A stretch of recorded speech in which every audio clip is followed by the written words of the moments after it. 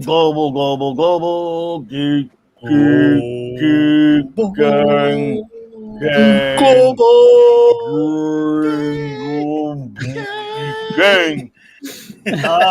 Clobberin times 168, 868 overall.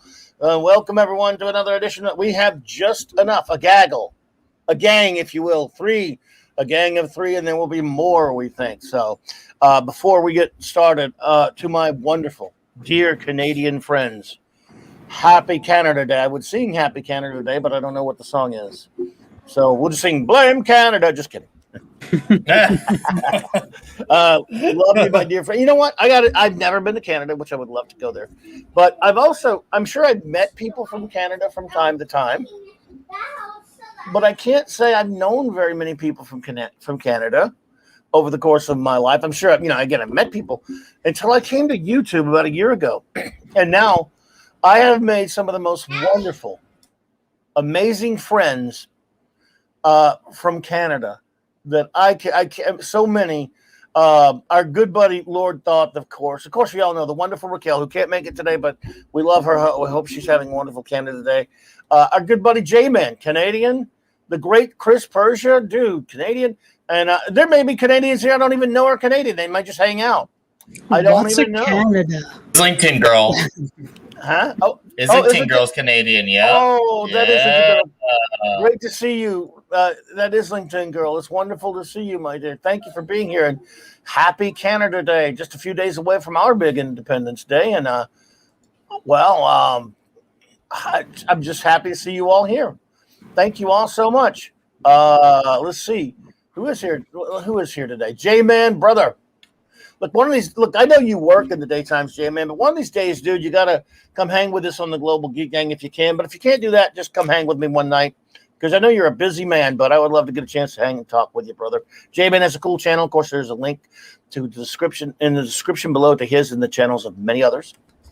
The great Lord Thoth, dude, I know you're busy, but we always love having you here. Chris Persia, Snorta Poopers. We all love the way Raquel says that. Oh, right. You can't you're right. Replace that. She is the one to just yell that. You need to clip it. You're good idea, Ash. If I could learn how to do that, I would. Disaster Area. Love that name. Hot Black Desiato.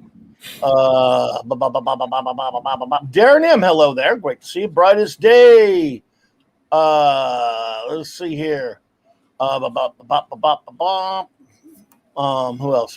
Rorin Feliciano. He is working, but hey, when you can make it, if you can make it, bro. If you can, you can. If you can't, you can't, man. It's casual, you know that. But we love. We have a Canadian with us now. Steven, what's up, brother? Happy Canada Day, buddy. Is that why you brought me in? No. Yeah, you're just the Canada. Yes, sir. S said yes, so I got to say yeah now. No. Nick got fat. Yeah. Nick just had a big cheeseburger. So Tuesday night when we were doing the Running Man panel, we all became, for our avatars, we were all Running Man characters, and I became Sub-Zero. Oh, cool. So, yeah, that's Sub-Zero from the movie. I should probably change that. Oh, excellent. Apollome's Minion. Lovely to see you, dearness.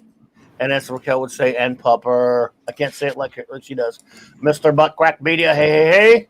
Good to see you. Vanilla Gorilla, a.k.a. Christopher LeCraze. Always a pleasure. Thank you for being. I want to thank everyone who was here last night. I'm just overwhelmed.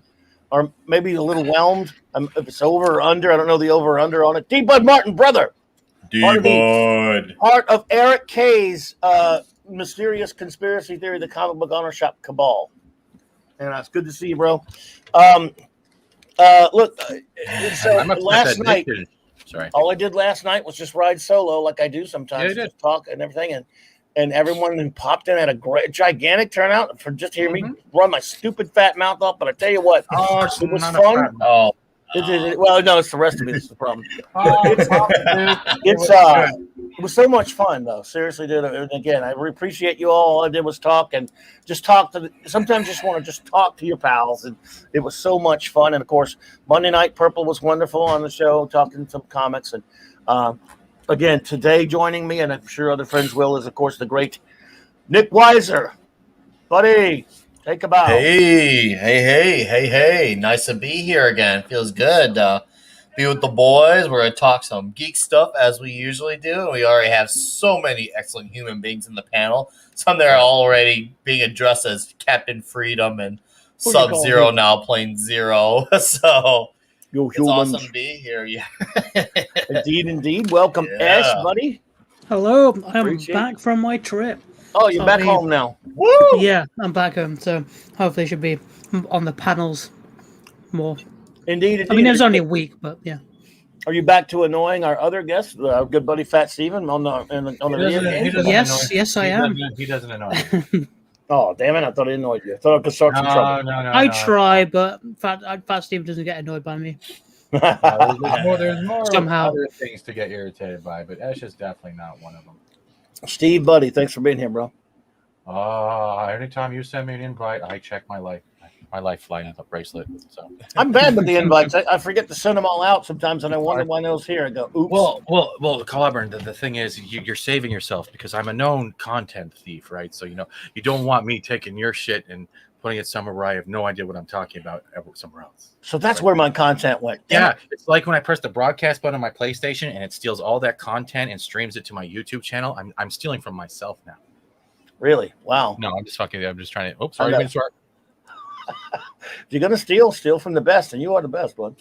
No, oh yeah, thank you. I'm the best stealer. Thank you. You make me sound like the hamburger Steeler. Great. Is it the Pittsburgh Steelers? No, I don't actually watch sports. No, I don't. And I don't blame you. You're better off. Aren't But- you kind of upset though that Nick Weiser didn't show up for Tuesday?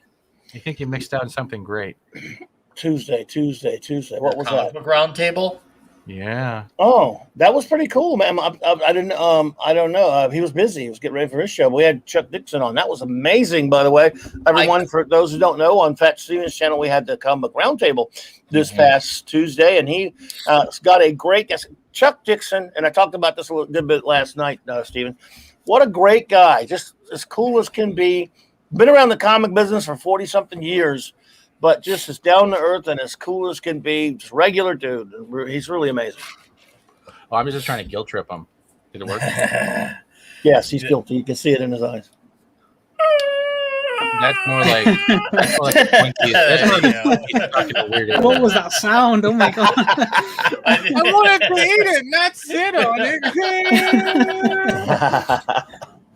Oh, dude. But I yes, was Mr. Dixon, listening great in my guy. car. I was listening in my car to it because I have a 40-minute drive to work. So I was listening after I got out of work. So I'm just you messing know, with you. I knew you were, but I'm letting you know I did hear it and I was enjoying it. That's all. He was listening to it on mute while listening to metal. Fair enough. Fair enough. That's good, Steven. But Nice to see you again, dude. happy Canada Day, buddy. Eh. Yeah. No, No. Literally, I've had a migraine since I woke up, so I'm trying to keep myself, like low light, not getting nauseous. So it's right. It's like a toothache in the back of your eye.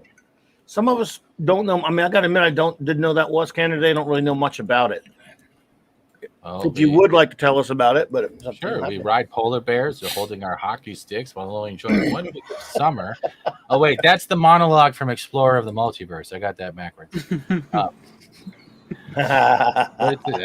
Raquel would have a better etiquette with it than I would. It's pretty much it's a day off to most people. It's like July 4th for Americans. Oh look, a day off, a day to sleep in, a day to wonder why I had kids because I just wanted to sleep in. Yeah. Nick knows that one. He's like, no fireworks or what? Fireworks, maybe, or no? No, sorry. No, that's a big deal on 4th of July here. So Yup. I wish we were, but pretty much the way everything's been, no one's doing real public events that I know of, especially since we have like a park near where we are. They usually have fireworks and a live concert. Mm-hmm. Okay, I got you.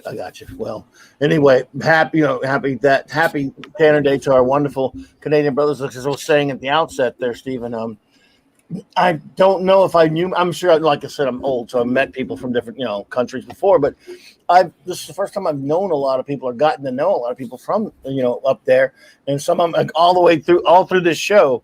met some of the most wonderful people I've ever known, and again that I know from Canada, and then there's guys like Lord Doth. I mean, great people like Raquel and LT there, and Chris Persia and yourself, and that now I know that Islington girl is from there. I believe that's 70s. Is he? He lives there. He lives there. He's Right. from Scotland. He's from That's Scotland. close enough. Yes, yeah, of course, but he does live there. Yeah, he lives there right now. And I'm sure we have many other friends from up there that I'm not thinking of at the moment. But anyway, it's been a bit of a learning experience, especially talking to Raquel about all the times we will talk about something and that we take for granted down here. That I can hear Raquel speak all day. She's I love her. She's amazing. her Her so etiquette good at is speaking. fantastic. So good. And I hope one day I can even have a percentage of the amount of learning she's gotten from communications, because it shows. Oh, yeah. She's fantastic. Mhm.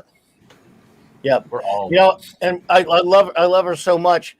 And if she wasn't such a sweetheart, she would make me feel even dumber than I am because she's so brilliant. And I'm like, God damn, I don't know how you your knowledge and all that is stuff. It's just criteria, amazing. but you are not dumb. You are not. I'm dumb, dude. I Your can comic prove book it. knowledge literally outweighs any other type of knowledge that So does my most stomach people knowledge. have. So like everyone has their thing, and yours is that. You're not dumb, sir. No, I like to think I am, but then again, that's me. You're So you know, also huggable. I'm prejudiced. Well, you couldn't, dude. You couldn't get those arms around this. I bet I could. I just gotta get some Chris You'd have going. to be- Super stretch You'd have to be Plastic Man, brother. You want Plastic Man with or without the bulge? You'd have to be plastic, elongated man, baby, if you know what I mean. How about that? elongate, I knew- want. It's I knew- elongate time. I know if I gave him the name elongated man, he would run with that. All right, I'm gonna pull a multiverse in this and come in as Stretch Armstrong, and it's on like Donkey There Kong. you go. Yeah, we're gonna go Elongated multiverse. man. Stretch Armstrong was full of jelly. Elongated man. Are you familiar with Stretch? Or either of you familiar with Stretch Armstrong? Oh, I owned a few. Well, I remember yeah. the commercial. They were funny. Yeah, it was. They had, when we got those as a kid, we had to find out what was inside of them. We just had to. Right. Yeah, we just had to. Yeah, Yeah. I was guilty. Was that fun for you? It was some kind of syrupy jelly stuff. Yeah. It was- I don't know exactly what it was, but yes, it was. I it remember was getting pretty the funny. stuff coming out, and I'm like, I actually called the company because I still had the packaging when I was a kid at the time. I called them to see if I could get a new one because I accidentally made a hole. I think on the arm. I was like, my toy's broken, and they actually sent me a new one. So that was cool, and I never did that again. And then there was, they also had the Mego Stretch Hulk, which was very rare. Oh yeah, Which I remember that. If you have one of those, of course they're all. Can you imagine having one of those or the old Stretch Armstrongs? Now it would be all like a rock. I mean, it would be so just weird. But yeah. So, my goodness. But you know what? Talking to Chuck Dixon the other night was really cool because he was so prolific, Stephen. I mean, I couldn't really figure out what to ask him about first because I knew everyone was going to be asking him about Batman, which makes sense because he wrote so much. Well, Batman and ancillary characters, he wrote probably more Robin, but he created Bane, and stuff like that. Yeah, as far as no one did like Nightwing questions or anything like that either.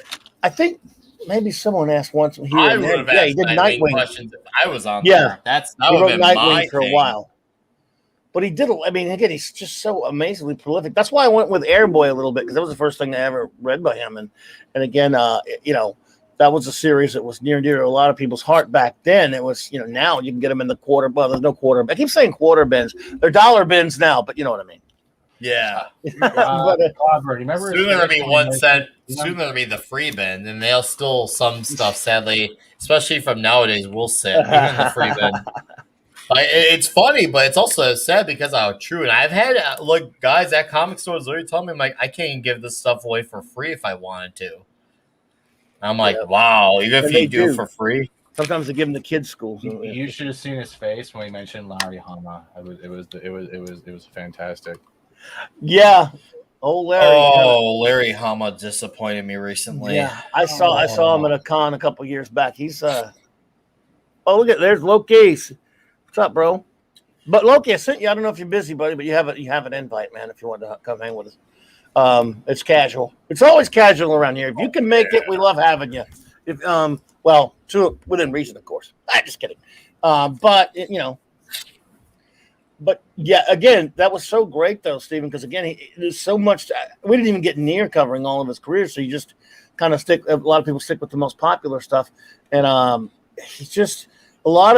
I've talked to a lot of creators, as I'm sure you have, where they're kind of. You'll ask them a question about maybe even if it's something they're asked over and over again. They're like, yeah, because they've been asked a million times. But he's really cool about it. Just a great down to earth fellow and stuff. And I always like that when you meet somebody that does work that you really enjoy and they're cool and receptive about it. Even though you got to admit, for them, they've been asked a million times a lot of this stuff.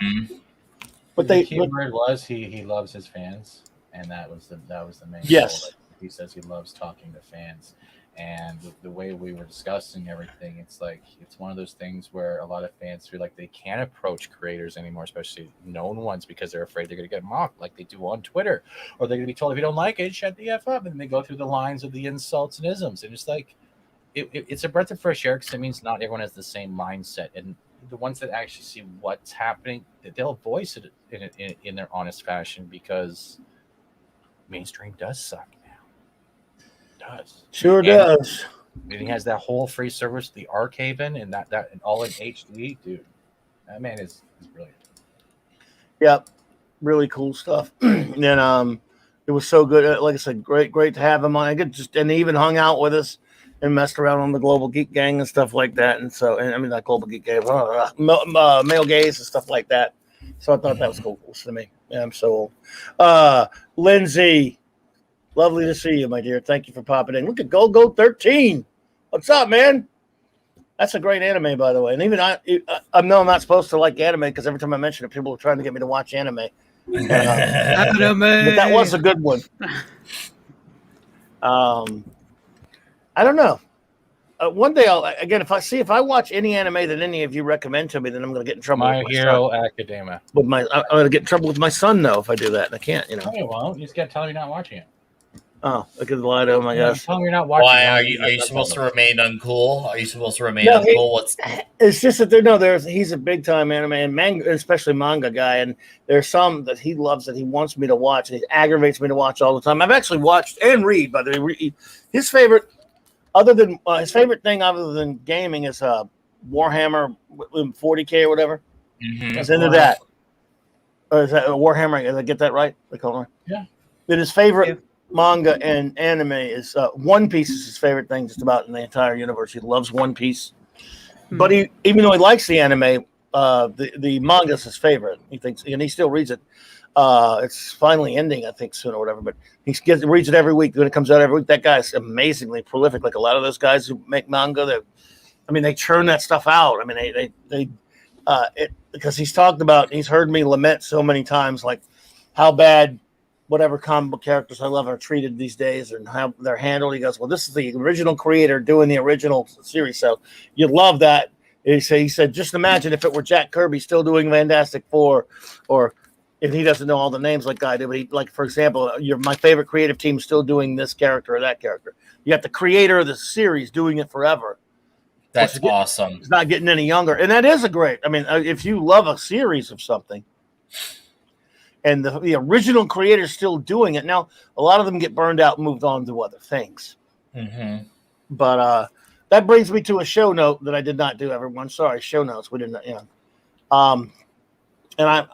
let's see here. Next Wednesday night, folks. Of course, Saturday night will be Saturday Night Star Trek with the wonderful Raquel Briggs and myself. Again, Star Trek 5 and 6, 9 p.m. Central Standard Time. Whoa, that's going to be fun. And Iconicon. I know it's a virtual con now. Real cons are kind of back. I went to a con this past Saturday, but virtual cons are still going on. My wonderful Retro Blasting friends who have a fantastic channel. My great friends Michael and Melinda. They have a wonderful channel. They're putting on a virtual con next week, and I'll bring up the schedule later. I will be running one panel and sitting on 3 others. This one is going to be Wednesday night. 5 p.m. Central Standard Time, 6 p.m. Eastern. and then it's going to be about comic shops of the '80s. I wish Eric were here to give me his conspiracy theory now, as he always does when I mention comic shops. Oh, That's no good. problem, Lo. We hear you, bro. So again, I love this channel. These are very dear friends of mine. Even in real life, we've known each other for a long time. They have a great channel, and I suggested this topic, and they foolishly agreed to it. So now I have to do it. You gotta do it, Clobberin. You gotta. This was the golden era of comic shops and the industry. So many great comics. If you didn't read any of the comics of the '80s, of course you got to be old. I realize that. Go to comic shops back then was amazing. And man, not just look, Marvel and DC. DC was flourishing. Marvel was really in the gutter, but so many the independent companies and all those great comics that were coming out, just fantastic. So many wonderful series. So. It was just a wonderful time to be buying comics. The industry, imagine that. It was healthy and thriving. Can you imagine? Oh, man, Pepperidge Farm members. I'm glad you mentioned that because it reminded me about when I looked into it, like how comics that were doing very well for DC, it was not just Batman books. Like Teen Titans were a big deal. Even the Legion was a much bigger deal at the time. Like people were buying those books. Like it wasn't just DC was surviving off Batman, but they were surviving off other books too. It wasn't just one character to depend on. And that was cool to look into. When I looked into the data on them, like, wow, it's hard to imagine it happening nowadays or even in 2010 because DC's become so reliant on Batman and Nightwing. Yeah, it was still Jason Todd in the 80s as Robin. And yeah, I have a hard time imagining like a world where because I never got to live that. I was born in '87, and I grew up in this time where everything was, obviously we had some big runs like the Green Lantern run, but other than that though, it's been very reliant on Batman the last two and a half decades. Yeah. Iron Castle, Teen Titans was competing with X-Men sometimes. Teen Titans did at times outsell the book. Yeah, that's true. Oh, in the '80s, look, when the new Teen Titans came, look, X-Men they were the most gigantic series of the late '70s and into the early '80s. They were huge. They had a term back then, and it's funny because there's no real industry to speak of now. It was called fan favorites. Okay. Like you had fan favorite artists, fan favorite series. X-Men was the top of the heap until Miller's Daredevil came along, and then when in '80, I believe it was '80, when New Teen Titans by Wolfman and Perez came along. It actually gave X-Men a run for its money. And that was not easy because X-Men was just gigantic. Now, again, X-Men is still more popular. It lasted the test of time in terms of popularity. I like the X-Men. I was never the biggest X-Men guy, but a lot of people were. I liked them. I liked the series. The Claremont Cockrum run and the Claremont Byrne run were terrific. People say, if you want to read X-Men and get started in X-Men, there's where it's in them. But Wolfman and Perez's Teen Titans came along, and that was when I was helped start the first shop here, and dude, we couldn't keep it. I mean, it was outselling X-Men for us, and I was looking in a lot of places, and it so much so that originally there was how there was a Superman Spider-Man team up, and then they did another crossover, which is two of my favorite things ever. Then they did this weird one, which I love, Batman Hulk. Believe it or not, but it was worked. It was great. I didn't even know that was a thing. You've never seen Batman Hulk? Oh, we got to take it. I never even heard of that one. Are you kidding me? I knew a lot of those crossovers. I did not. How did I miss that one? Dude, it was great. But it's an odd choice. You go, why would you do that? But it was a great story. Lin Wayne and Jose Luis Garcia Lopez. But the Batman Hulk crossover was the third one. Oh, it's beautiful. What? Oh. Well, the plan for the fourth one was going to be X-Men Legion of Superheroes. I love Legion of Superheroes. Oh, I know. Because it was going to be the two younger groups, the two were young. And then Teen Titans took it by storm. So they changed it to X-Men Teen Titans crossover. And I don't know if you've ever seen that. That's a really good book. I do know of it. I'm definitely well aware of it. I didn't read it, but I'm definitely well aware of its existence. Then Jim Shooter came along and quelled the one that was the JLA Avengers crossover the first one that never happened. It happened way later, but there was supposed to be one earlier than that. What's that, Steven? So pretty much you're saying that comes in the Brave and the Bold, right, where he's facing Metamorpho for the Bat Hulk? Say again? Which one, bud? Oh, sorry. Batman, Brave and the Bold, when he's facing off against Metamorpho. Is that the right one, the Elemental Man?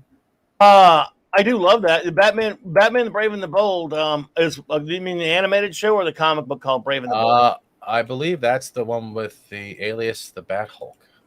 All right. No, this was a Marvel DC crossover. Oh, okay, because I found this one too. I don't know if this is on. Let's see what this is. See, Metamorpho was a member of Batman and the Outsiders. But they called him Bat Hulk. Oh, this is. Oh, I see. Oh, right, I remember that. This is an old. Wow, it looks like an old Murphy Anderson cover. Wow. That is Brave and the Bold was a series. It had a lot of different stars in it first, but eventually Batman took over, and he would team up with various characters up until issue 200. Then it changed to Batman and the Outsiders. And I love this series, especially when the Jim Aparo series. But after a certain number, it was Batman teaming up with somebody. And of course, as you know, there's a famous cartoon called Batman the Brave and the Bold, kind of based on that. All right, before you carry on, I see Golgo13 wrote, serious question. I missed out on comics growing up. What would be a good way to start via a digital format since I don't have the space for collecting? To answer your question, Golgo, you could do Marvel Unlimited. I did have that app for a bit, and they do have a good assortment of comics from the Golden Age, Silver Age, Bronze Age, etc. Yeah, and they are pretty good at updating it pretty frequently. And there's DC Universe Infinite. Now, I do have some criticisms with DC Infinite. There is some good stuff there, but they definitely are lacking in some spots as well. So I can at least say, as far as Marvel, you're definitely very well set as far as Marvel goes. DC, there's some good stuff there, but there's some big holes and gaps that they're missing. So, but like I said, if you're just looking to take what you can get, you can look into it at least. But at least with Marvel Unlimited, there is definitely a much greater variety of stories to go by. So I would at least recommend checking it out. It's like $10 a month. Sometimes they have specials too that will be like $5 for like 3 months type of thing. So keep your eyes and ears open for that one, Go. All right, Cobby, carry on. Well, yeah, I was just going to say, I still have DC Infinite. There is a lot of good stuff on there. I agree with your criticisms There's of a lot it. of crap on DC Infinite. Yeah, well, yeah, but it does have a lot. I do like a lot of the Silver Age and Bronze Age stuff it has on there. Comicsology does have a lot of good stuff, and sometimes there are sales on there where you can get some stuff dirt cheap. I remember not too long ago on Comicsology, I got, and again, I know it's heresy to like digital, but sometimes I like to put it on my phone and sling it to my television and blow it up. Those big panels on the screen's beautiful. So I like digital for that. It is beautiful. I love that. It's a fun way. Again, I like having the physicals, but I'm just saying. Mm-hmm. And Comicsology, they had a bunch of masterworks on there for $1 for 98 cents. So sometimes there are sales, and I scoffed up a couple of those just to have them, even though they're obviously on my digital account. Marvel Unlimited is 6 months behind, as J-Man says. Yeah, that's true. But it does give you, but like I said, as far as like, if you're looking at old runs, you're really well set because they do fill in the older gaps better. Because like DC does have some big gaps missing from some like the old Superman, Jimmy Olsen stories. But there's a lot of good stuff there. It's not to disregard it. Like, make up your mind for yourself and decide. Yeah, they got a lot of Legion on there. But look, see, I don't hate digital like some people do. I think it serves a purpose. For example, I got a good friend of mine who is borderline blind right now. He's just getting old and he can't really see like he used to. And he likes buying the physicals, but he needs digital because he loves to read some of his old comics and stuff like that. Yeah. And it's kind of the only way he can do it. And he can just look at it on his iPad is what he does, but you can also sling that to the TV. Yes. That shield that you funny thing about that's Rob. What is that? Is that Rob Liefeld? That's Rob Liefeld. It is Liefeld. Bringing back the Mighty Crusaders. A lot of people don't know this about the Shield. He actually predates Captain America. No, by about a month. What? Yeah. Did not know that. I mean, I was never really wild about Liefeld's art, but I will say I respect the fact that even though he's not, I wouldn't say he's great at, but his whole thing is at least give an attempt at trying to write stories. He even said on Twitter, he took a dig at Dan Slott and said, "I'm here to actually write stories." I was just like, oh, it's interesting. Yeah, and I like the Mighty Crusaders. I used to buy them when they brought this back. They're the Archie Comics heroes for those who don't know. But J-Man says, "Oh, I just got Shield." Oh, okay, that just came out. Then I got. He still buys new stuff. So sorry, I like Rob Liefeld. I may get kicked for this one. Not at all, buddy. But look, I make fun of a lot of it. I think a lot of his art sucks and stuff. I think he's kind of a douche sometimes. But also, I will admit, the times I've met him, he's been nice to me. And he's a nice enough guy. And that's what I hear. I hear he's great with his fans. Like apparently he's very appreciative. Apparently he's very energetic for what apparently a lot of the common consensus what I hear from people with me is he's very energetic, he's very engaging, and he loves to have conversation with people. So he's a very big people person. And I'm like, that makes me at least appreciate him as an individual and someone who actually cares to write comic books. He really wants to be there. He loves old stuff too. Now this here is interesting. He knows his old stuff. He does. It's interesting you show this, Stephen. I was not wanting to get this. These 80th anniversary things that DC has been doing has been terrible. But I have it on good authority that this was pretty good. Came out yesterday. A good friend, my friend of mine who still collects it, my Minimus, bought it. And again, I'm not sure which cover. They got a bunch of that's the cover I would get. That's Neil Adams. I don't know. He's got a 100-page. That's kind of overdone. Yeah, this is like $10. It's a big celebration. I'm told this is. He actually said this was good, and he, like me, has hated some of these anniversary issues. They did a few of them last year. Yeah. They've been pretty bad. I caved into. That's the cover I got to get into a few of them, and they were not all that. And I do like comic book Green Arrow. I like comic book Green Arrow. I prefer the comic. Oh God, he is so much preferable. He put a mini review on my page, and he liked it. And he's like me. The Green Lantern one was a disgrace. Like last year, the 80th anniversary. Oh, God, I didn't even read that one. I had a feeling that one was gonna be a red flag to begin with. Something about that one. That's an interesting cover, but I don't know. Let's see. What are some of the other? How many covers do they have on this one? Probably 8. Let's see. Oh, I like that one. This one? No. Yeah, try that one. There we go. That's okay. Yeah, that was okay. So I prefer that outfit kind of. That's by Jen Bartel. That's not too bad. I'd probably get the throwback one again. Some of these are going to be expensive. Let's see here. I mean, covers, Oh, look at the one Black Canary. Oh, that one sucks. Yeah, I'm trying to think here. I never liked the hood. Looks like that's Otto Schmidt's art. I think that's Otto Schmidt's cover. Because he did the Rebirth run. He did the Rebirth. He was on the Rebirth one when that came out 5 years ago. Because I was reading the Rebirth stuff when it came out, and Green Arrow was one of the books I was reading. That looks a lot like Otto Schmidt. If it's not, it's someone like him. Is there a Grell cover? Let's see. I want to see if there's a Mike. If there's not a Mike Grell cover, there's something wrong with DC. He's still alive. There might be one. Let's see. Wow, that's not a lot of covers. You would think there would have been more. I guess I want to get I'd got to get the old Pap throwback cover there, the red one. Let's see. That's Neil Adams, but Neil can't draw anymore. I love you, Neil. You insane old. But human. That's the one I would get. Okay, the one, the first one. There you go. That looks like a Grell cover. That's got to be Mike.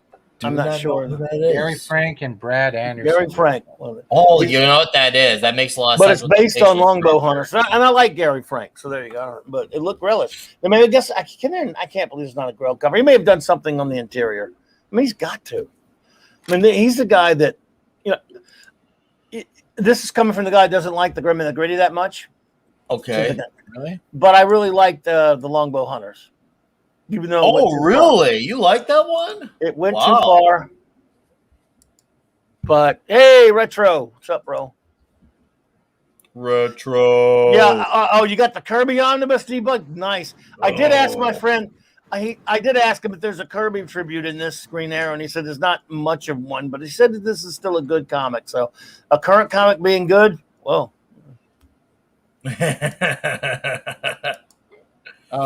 This one I'm not even going to worry about. It's done by our favorite asshole. Forget What's the name. That? What's white? This is when. Jamal Engel. Never mind. That's the guy who instigated that whole thing with Slot when they were making those lies about what was the best-selling comic book. No, now I know you see Jamal. He was an instigator in that. Yeah. Not a fan of him, at least as an individual. Yeah. That's the difference. Like these covers that you can see that they don't put much.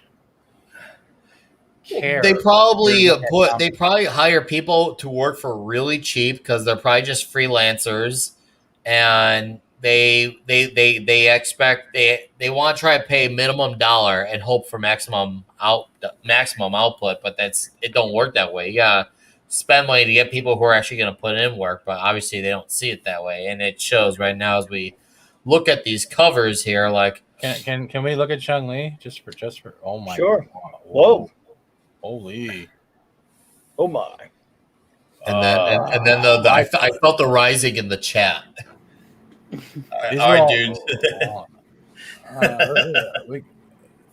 Damn. What's the purple? Thick purple- thighs do say holy shit. What's the purple serpent thingy? That looks like a cover. thigh that Rob Liefeld would draw. This one? And what is No, that? the main cover above. That looks like a thigh he I would was draw. wondering what that was. You like half octopus now? I don't know. What happened? I was wondering what the purple thingy was on there. Yes, I- he's like I- half octopus now. Okay, Yeah, it doesn't even say who did the cover. So A very the lucky cover is Derek Drew, a lucky octopus is what you're saying. pretty much. Wow. Send it to Eris.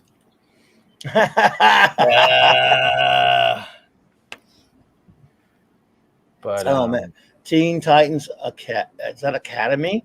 hey, look, what everyone What? doesn't care about. Eternals. Oh, Beta Oh, Ray boy. Bill, the guy who's writing and drawing that book, lives in my area. His name's Dan Johnson. He did a few indies for Image called Extremity and Murder Falcon. Uh-huh. Mhm. And he's actually not a bad guy. He actually, I was at a show and he actually bought me a beer. Hmm. He's a Nice. really Cool. nice guy, and I Cool. was just like, oh, maybe one day I'll have to check out, because I had a conversation because word got around like that he is a big comic book. No, he's a writer, and I'm like, oh, maybe I'll meet that guy one day in person. Sure enough, he's at a show. I'm like, oh, are you Dan Johnson? We talked, and they asked me what I wanted to drink, and we just had a small talk chat. So I will say he is a nice guy. Hopefully that translates to his stuff, but he actually was really, really courteous. I was very surprised when that happened. You know what I'm surprised by? What is this?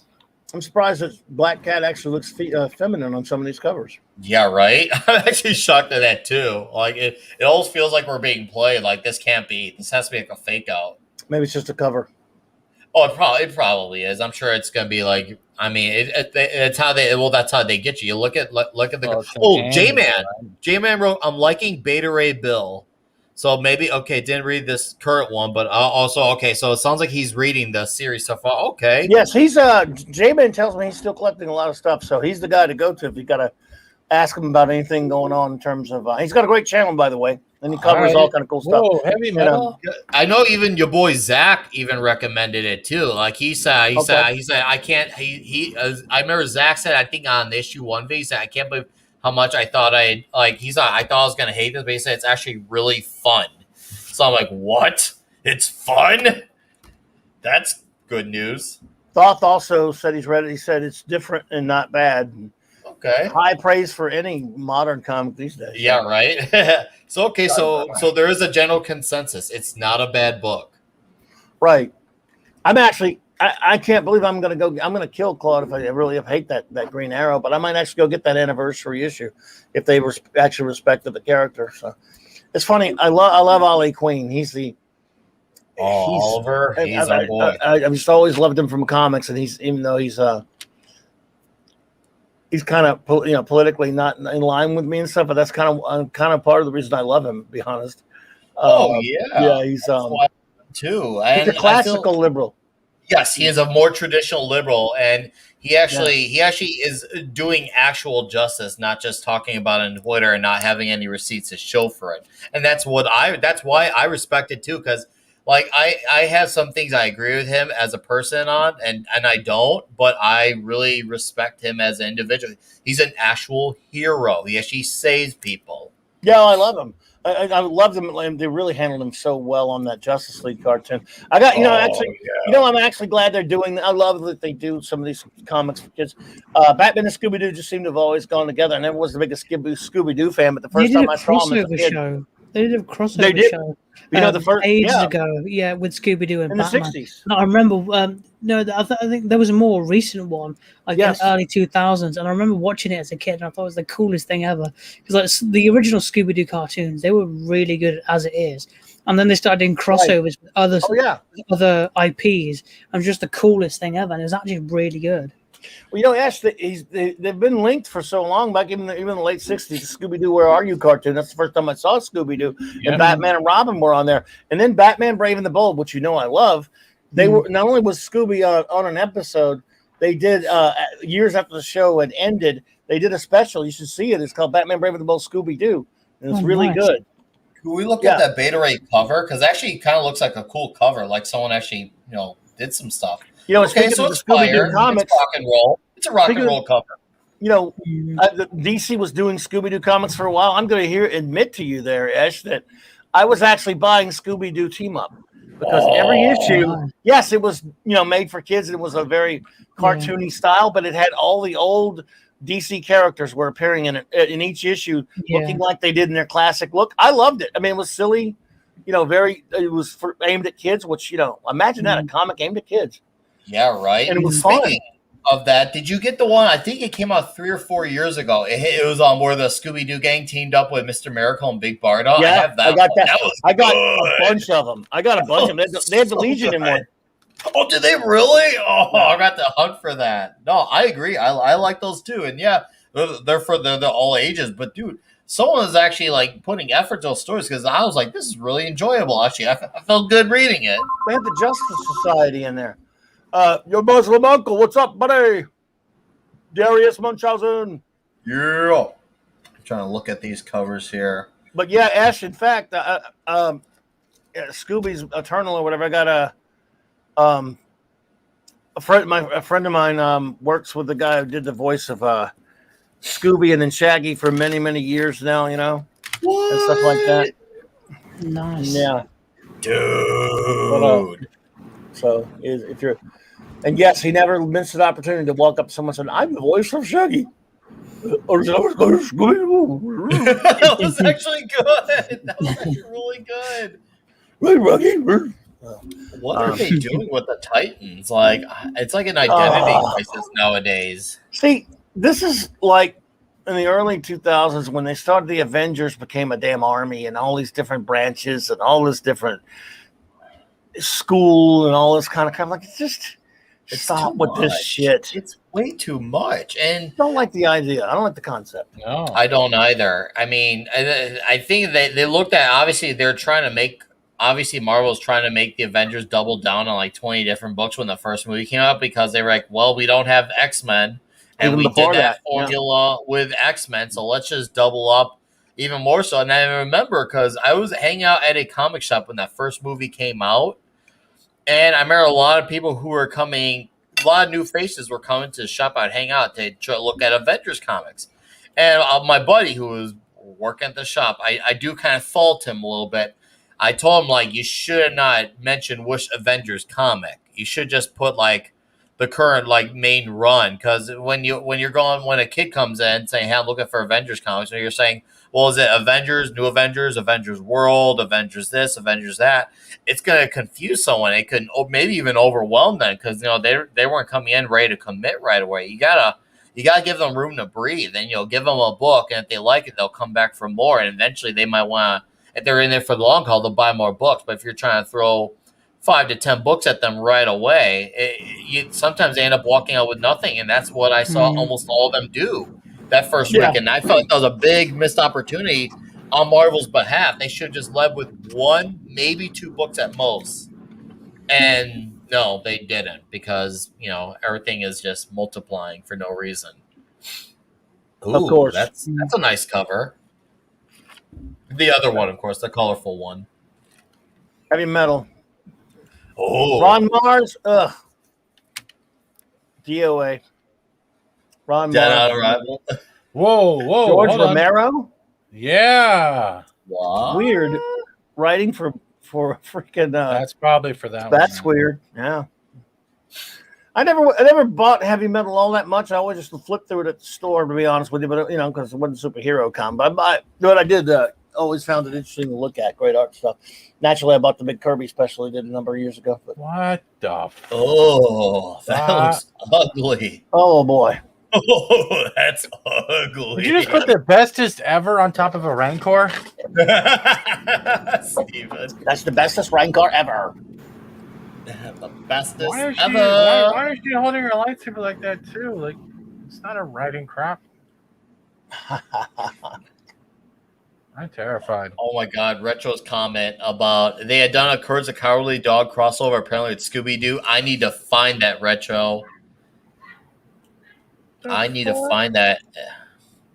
What the Oh! This is Star Wars now? Dude, I can literally enjoy art of Dr. Seuss far more than this. And I'm not joking. I can actually appreciate Dr. Seuss. I see this, I'm like, bro. Okay, that one kind of looks cool. Which Yeah, one? if you're This Lizard one. from Spider-Man. There's nothing wrong with that one there. I mean, That one's I see that one normal, I can do. I wouldn't say I love it, but I can at least I can look at that and there's Well, it there's looks like- details to pick apart. Looks like he can kick his little ass anyway. Yeah. Sure. There you Let's see, go. oh boy. Are these supposed to be the characters that were the non-binary And it's a twins? Or variant something? cover. Yeah, I think so. Yeah, it's a variant cover, but technically it's just two bald variations of the twins from the Matrix Reloaded. Oh, yeah. Probably so. Oh, well. I'm Somebody sorry, I'll has to stop buy it. torturing your chat. No. I had something to show you. We were talking earlier because again I've showed this before, but I was Nick. I'm surprised you've never heard of this. So let's take a look at it real quick because what else we got to do? Yes, yes. This is an underrated comic book. This is in my opinion, actually a great story by the great Lynn Wein, and wonderful art by Jose Luis Garcia Lopez. And it is an idea that you would go, Batman and Hulk. That's a short. I would have never thought that as an idea. But it's a great comic. It's also pitting two types of strengths against each other: physical versus mental. Yes, but again, the smarts of Batman. Look, he knows he doesn't have a chance. He knows he's going to get his ass killed, but he's Batman, so he found a way, as you can see there, without spoiling too much. He knows he doesn't have much of a chance. He's got to, if Hulk gets his hand, he says, "I got to, if he gets a hold of me, I'm dead," and he almost does kill him. But there's still Bruce Banner in there, so he's not gonna.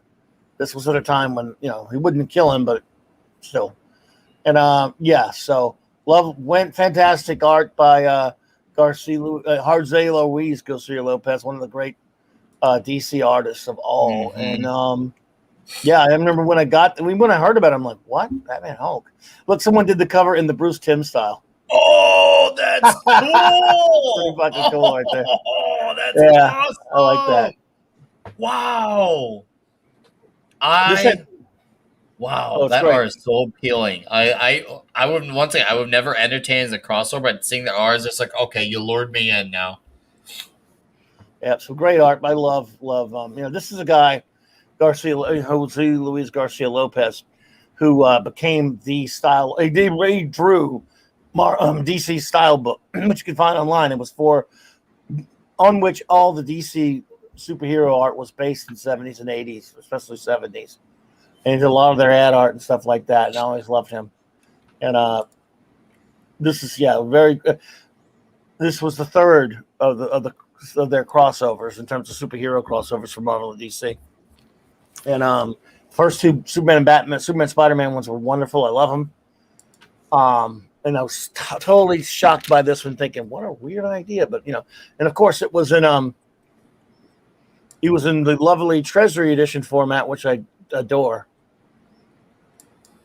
Big giant comic. I have a big Treasury Edition collection, so. I actually want to seek this out now. I must say, I actually want to seek this out. I can't believe I'm saying it, but I really. There's a trade. There's a hardcover trade. There's the back cover, by the way.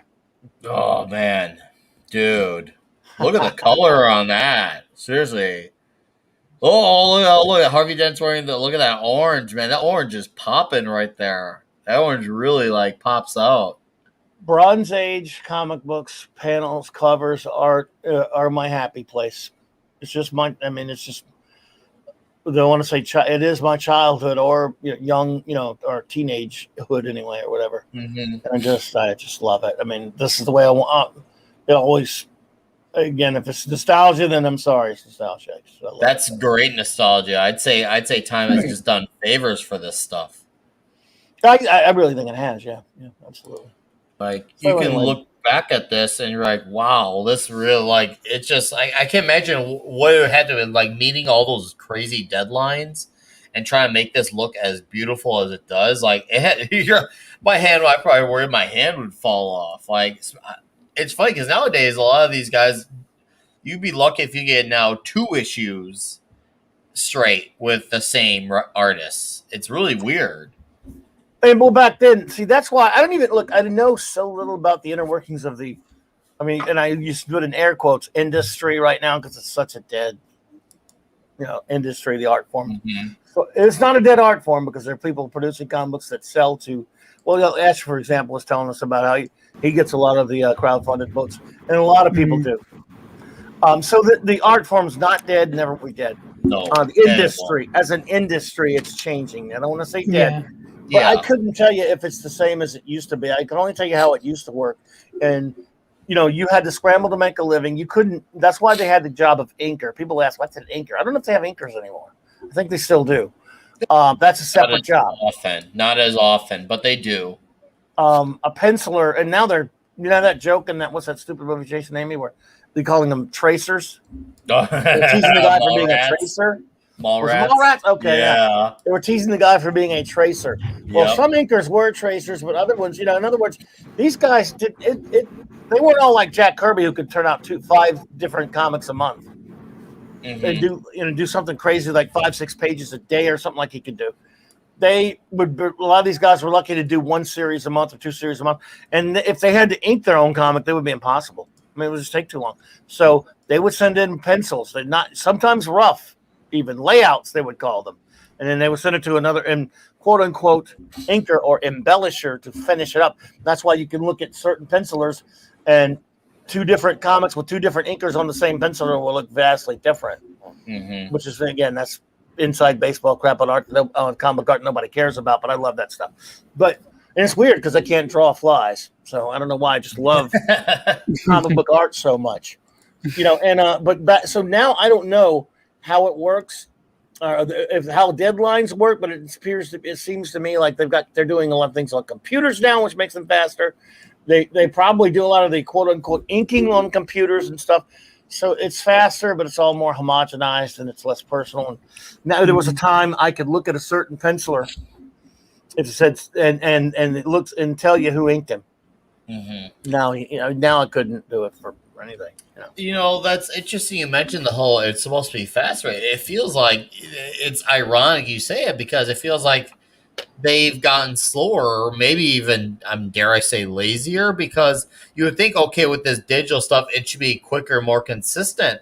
But a lot of these guys, every now and then, you'd have like an annual issue from good example, the Lee Kirby Fantastic Four one. You'd have, or have it shortened, with the main story, little things to keep the consistent look going. But nowadays, even with stuff being made quicker to get it out quicker, they're still not keeping up. I don't know if it's because they're spending all day on Twitter fighting with fans, but it feels like, and I wouldn't be surprised if Twitter is a complicit factor in it. I mean, I'm not going to name some of the names I've already named again, but it's got to be obvious to some degree, because how is it that they are not keeping up with deadlines as well, and yet they have easier technology to work with? Yeah. Maybe just the passion isn't there anymore. I think that's definitely apparent, so. Ash. That one's definitely apparent. Yeah, the passion definitely is not there, and I guess that's another thing. A lot of these guys are not there to want to be there. A lot of them are hoping for a Netflix deal or screenplay. Yeah, they're there also their work for hire type of stuff. I mean, as we mentioned earlier, at least guys like a Rob Liefeld wants to be there, and that's probably why a lot of them are super. They're in a salt mine about him right now, doing a next book for Marvel right now. They're all super mad, and it's because he actually wants to be there. then maybe he'll actually bring them money. We'll see, of course. Imagine that. It's a shame to see there's not that passion. It's a real drag, really, as a fan, because once again, you grew up with this meme, so it's got to be even harder for you to see this, Clobberin. Absolutely. Okay.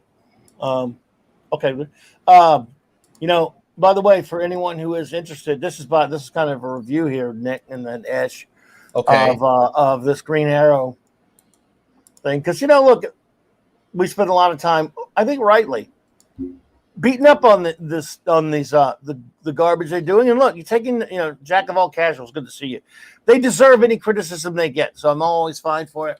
But it is kind of good to if something comes out that someone likes, to laud it, to make sure we focus on the positive stuff sometimes. Oh, agreed. I agree. And, hey, if something's good, I'll acknowledge it. Or if I enjoyed it, I'll admit it. I'll have no problem. I want to enjoy things. I'm spending money for it. I hate spending money to hate something. Oh yeah. Somebody's saying if someone recommends something, like if Ash says, "Hey, you guys should take a look at this," or something like that, I like that just as much as again. Something sucks, do that too. Like Ash or Nick or Fats. Even if you have something you think is a piece of crap, go for it. I don't care if you rag the hell out of it, because it deserves it. I mean, it's fine. You have to have critical thought. But sometimes if someone recommends something pretty good, we should always try to counterbalance and put something like that out there as well. And everything is going to have a pro and a con to it. It's not going to be perfect for everyone's tastes. That's right. That's absolutely right. But and the thing about this, though, when it comes to comics, Ash and Nick and Steven, is it because, and I'm right there with it, I think the industry is so terrible right now. Anytime something comes out that someone that we rely on, that we trust, or that we know has something good to say about something coming out, it's good to point that out. You still have to be fair, because you don't have any credibility if you just constantly bash everything. Agreed. And you're not willing to give something a chance just because it's new. And look, I get caught up in that because I'm old and I don't like new stuff that much. I don't like new aesthetic. I don't really like new things coming out that much. Not because I don't want to see anything new and enjoying. I just don't like the way a lot of it's done. But if something comes out that should be lauded, I think we've all it's incumbent upon us to be fair and do that. And this is my friend Claude. This is I've known him for 40 years and stuff, and he still buys some current stuff as I don't. But he's just as rough on things as I am. And he wrote the Green Arrow 80th anniversary book was actually pretty good. There's the usual couple of half-assed attempts, but most of the thing is a decent tribute to the Emerald Archer, Mike Grell, Phil Hester, Jeff Lemire, and a story about Denny O'Neil by his son Larry, the great Denny O'Neil, by the way. God bless him, he was great. Worth the price, I'd say, and I don't usually like these things and I'm right there with him. I don't usually like a lot of these newer tribute books. So it's worth. Now again, I'm not saying you all need to go out, rush out and buy it. Just putting the heads up out there that's someone I trust. And you never know. You might. I'm probably going to go get it, and if I hate it, I'll just smack him upside the head. I am not associated with any violence on this panel. We here at Fat Steven. Yeah, that's it. Oh, too funny. Yeah. No, I was just going to say, one thing I have noticed is a lot of younger people, more specifically my generation, aren't as interested in comics as, let's say, some of the older generations. I think the comic industry is a dying industry. I don't think it will ever be gone completely, because there will always be a market for comics. Right. But I don't think it's ever going to be as big as it used to be in the golden days. I agree. Because the current day and age, younger people are more what's the word? They're adaptable to the binge model, and comic books don't provide the binge model if you're going from a Netflix streaming service point. Yeah, there is that, but sensory. Yeah. That's what I was going to say. Younger people are more sensory, so we like more simpler things, and I'm not speaking for everyone, speaking for a few people, but things like manga, that's really taking off. Yes. For younger people, like when I go into a comic book store and I see a few people around my age, and then in the section where there's the comics and the manga, everyone's all around the manga. There's very few people around the comics. It's usually me and the odd one or two people looking through the long boxes of back issues, see if there's any cool covers and stuff. But the manga's taken everything. With rise of streaming services, we've got entertainment to just binge through, like Steven said, and like with video games as well. Like comics are becoming more of a very niche market now, whereas it used to be mainstream. And also, I think people are overdone with superheroes because the superhero genre is so saturated with the MCU, with DC films. It's of no fault of comic books, and it's just something, and that, unfortunate as it is just happened naturally. And loads of other indie creations are doing superhero stuff. I think The Boys, for example, that's like a superhero style show, and like other stuff. It's the superhero market is being saturated. I think people want something different now. So you can even see it in the video game industry. A lot more people now are going cyberpunk style of video games because there was so much hype for Cyberpunk 2077. Regardless of how that game turned out or not, the hype was there. And since over the last few years, I've seen more and more games announced that have been cyberpunk themed or genred. And I think eventually we will get to a point where comics will start to take off again. Once the next, I think manga will become the next huge craze to take the world by storm. And then, I mean, we already seen that. I can't remember who put it on Twitter. There was DC did a manga themed cover for Batman, I believe. No, sorry, it was Joker and Harley. And the Western industry is trying to copy manga industry because they want a piece of that. They want that. They want that manga money, but they're not going to get it. Here's the thing with the manga between the East and West. Exactly, they can't write like them. As the thing is, if they had actually stuck to their guns and not try to appeal to an audience that is not going to give them money, maybe they actually would have more customers who are buying their books in the West. But a lot of this damage is caused from the industry, people in the industry themselves. They did this to themselves. The Dan Slots, the Gail Simones of the world, the Kelly Sue DeConnick's of the world, they got into this industry and they caused this damage. Like, they did this. There was, if you had taken these people out, I'm sure we'd have at least books. Nowadays, you're lucky if a book sells 30 to 40,000. And somehow 100,000 is like the equivalent of $1 million nowadays. But it should be at the least nothing's less than 100,000. It just they kept decreasing the standards. If they actually, maintained a business model of how to be a proper business, they probably wouldn't be in this position. Maybe they actually would be competing with manga. Marvel and DC did this to themselves. The industry did to themselves. And the fans responded by going elsewhere because people do want to read. I mean, yeah, you're right. There are people who want to play video games. Yes, there's a Netflix model. But the thing is, there is still people wanting to buy comic books. And that's a fact. I mean, books that can go from $200,000 to $1 million on Indiegogo or Kickstarter, people want it, whether it's new or young or older. It's just they want something that they're going to enjoy. It doesn't matter if you're right or left. People want to enjoy material. And I know people who do lean left who don't like the current crop of Marvel and DC books. So it's not some conspiracy theory of it's one of these right wingers. There are people who lean left who can't stand it either.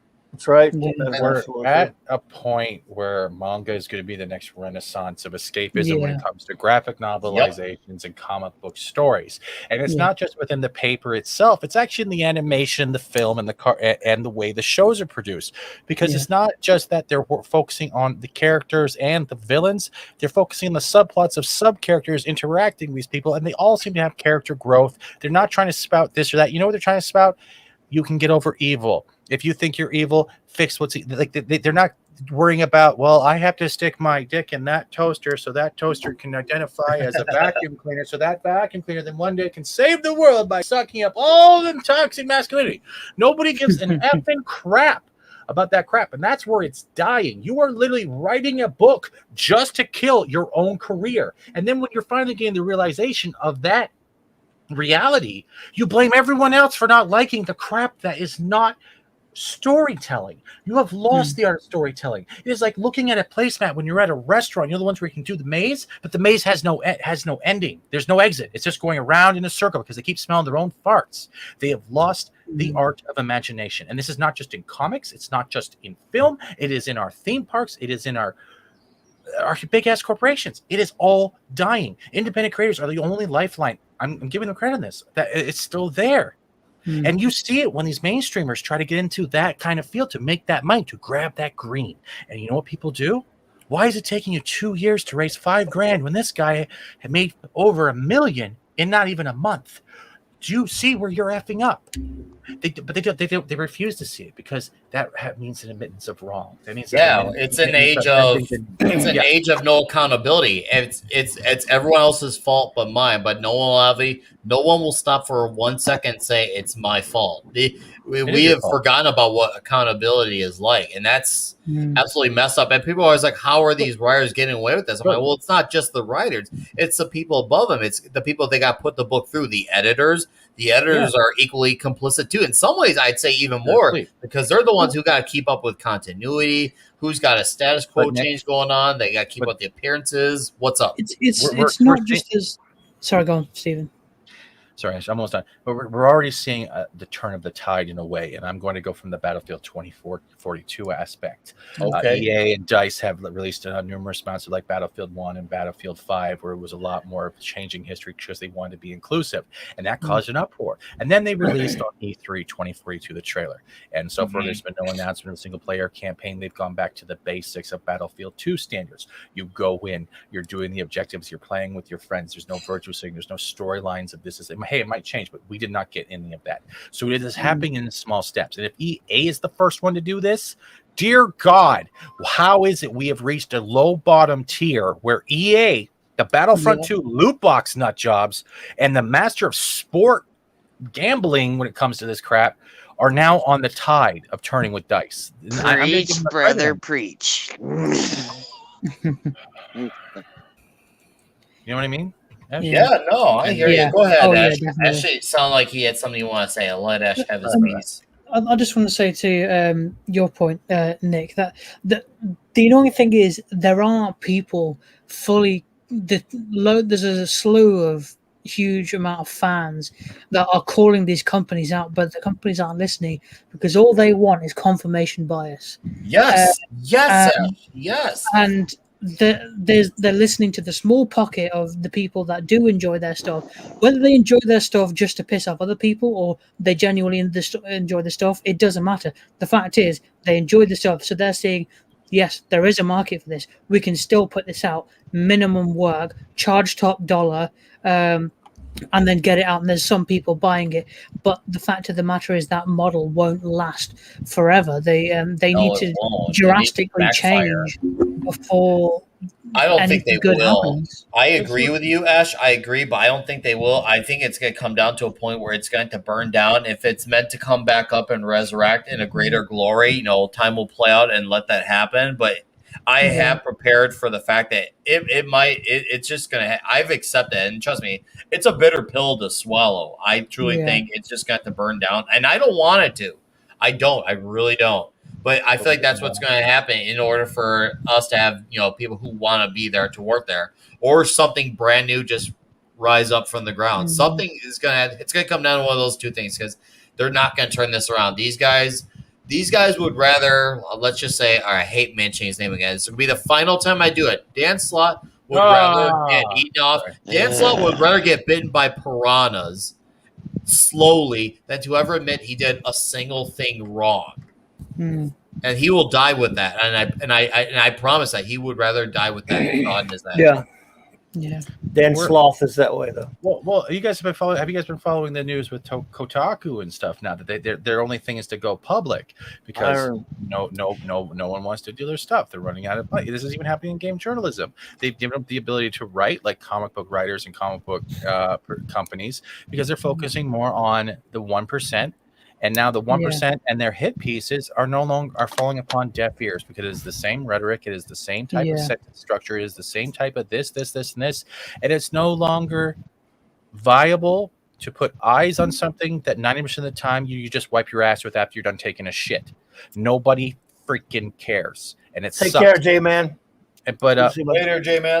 Sorry about that. But with Nick is saying, he's right to a certain point. No one wants to watch it burn and fall. No one wants to see London Bridge burn and fall down. But we're at the point now where they have exhausted all of our ideas. They've exhausted the 1%, thinking they can get the last bit of money out of there, and they've blown out the 99% that have actually been telling them, look, you don't need to change something or make this the main aspect to have your product, your characters, your whole franchise or fandom give a message. You have now enveloped the message in a character rather than have a character go through the message as growth or a character arc. I'm sorry. Yeah, no problem. LT, any suggestions? We did talk about one that I do got a have, good review a minute ago. Go ahead. I do have like one suggestion that does look pretty good. The Batman 89 and Superman 78 that is coming out later in a few months' time. Okay. They look pretty good. It's like going back to like Michael Keaton's Batman, Tim Burton era. I'm looking forward to that. Did you guys see the Flash? Cautiously. What's that? Supposedly, our good friend and buddy 24/7 actually posted a video. I think it was today or last night about the Flash movie leaks, and I think there was a leaked scene of I think it was Keaton. I saw that. And it was the yellow and black symbol, and in the suit sitting in the Batmobile. Marty. Hey guys. Whoa, Mark. He's doing it again.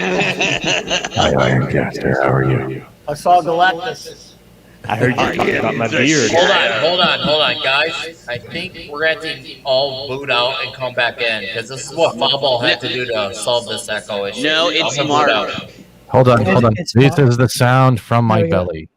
Oh, okay. No, I don't think so in this case. Nick, I think it was just Mark. He'll work it out. You're right. Okay. But hey, Mark, what's up, buddy? Well, I thought I'm totally with that, man. Things get steered in a certain way sometimes, and it's fine. I mean, I don't. But as far as I don't read new crap. I mean, I'm glad people are liking anything new coming out there. Now we're getting some wind coming in, but I just can't stand to even to bother. Like I'm going to go pick up this Green Arrow because Mike Grell has a story in it, so I got to have it. And Mike Grell is going to be at a friend's comic shop for Free Comic Book Day next month or whatever it is, which is pretty cool. I'm a big fan of his.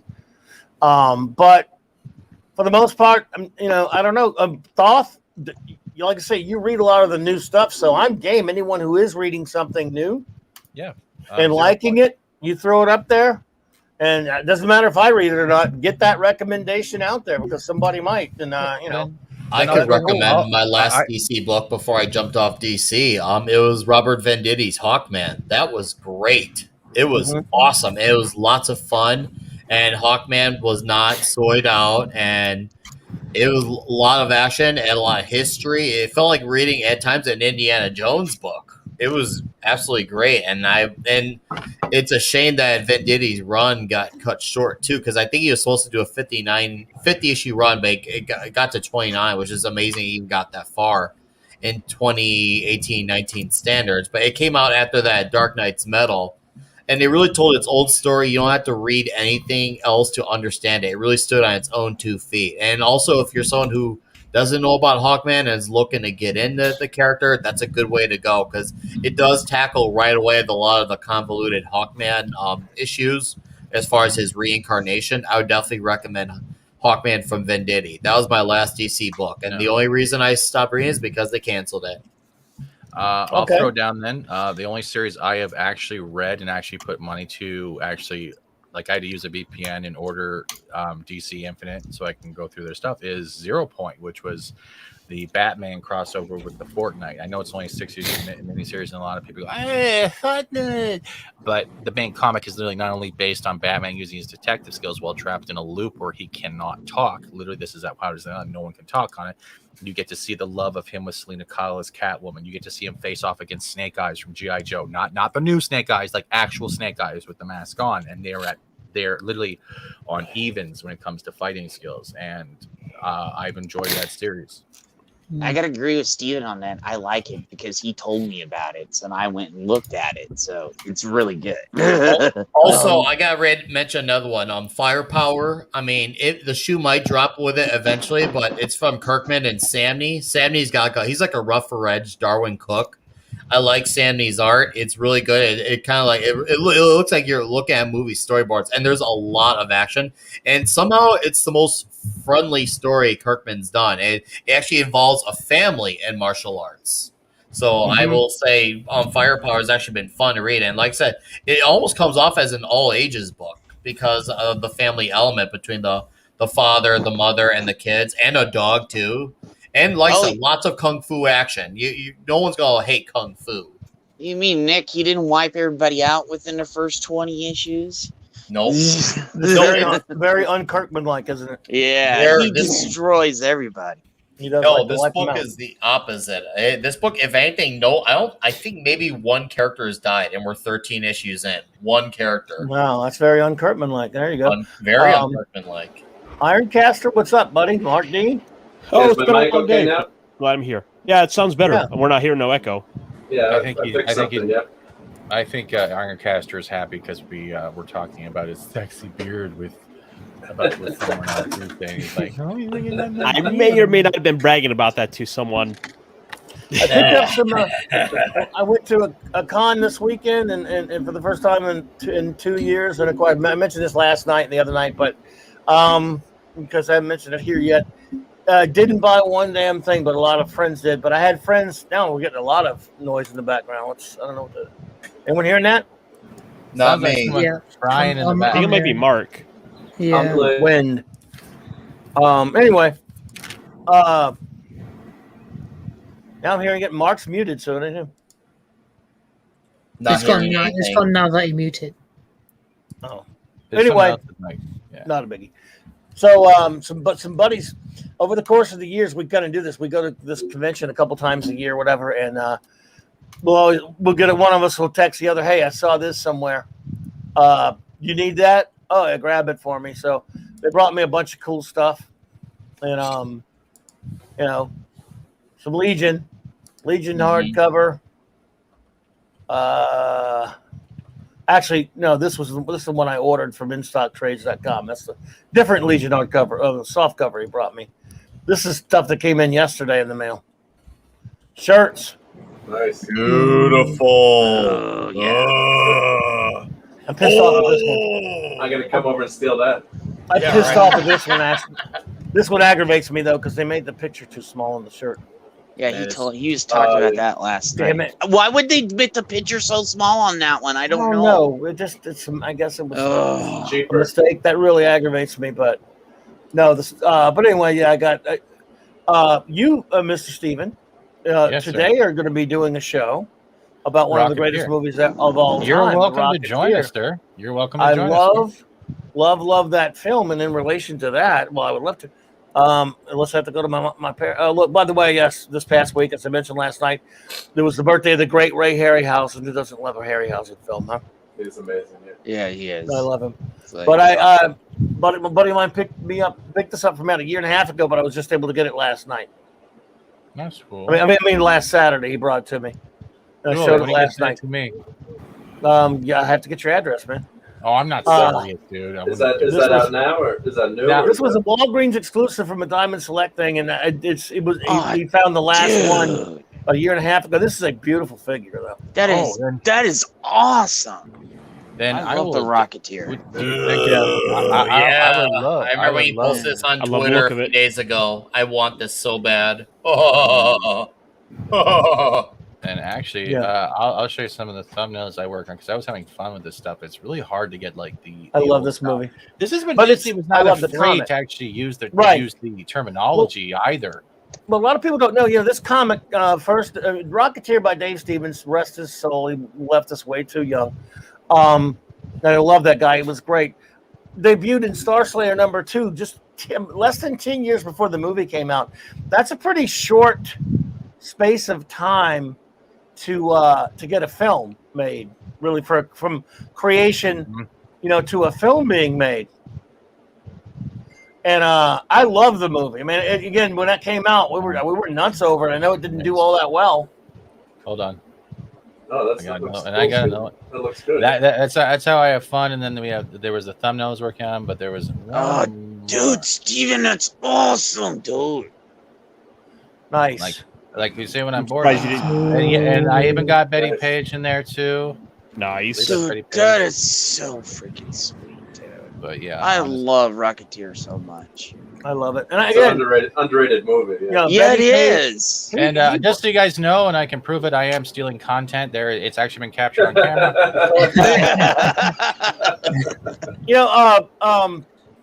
Dave Stevens brought back Betty Page's popularity. She was obviously a lot older in the 80s, but he made her. I mean, that woman was not doing very well, and he helped her. Greg and the great Greg Theakson also rest his soul. Both Greg Theakson, one of Jack Kirby's acolytes, I've had him on my show once, and unfortunately he's passed.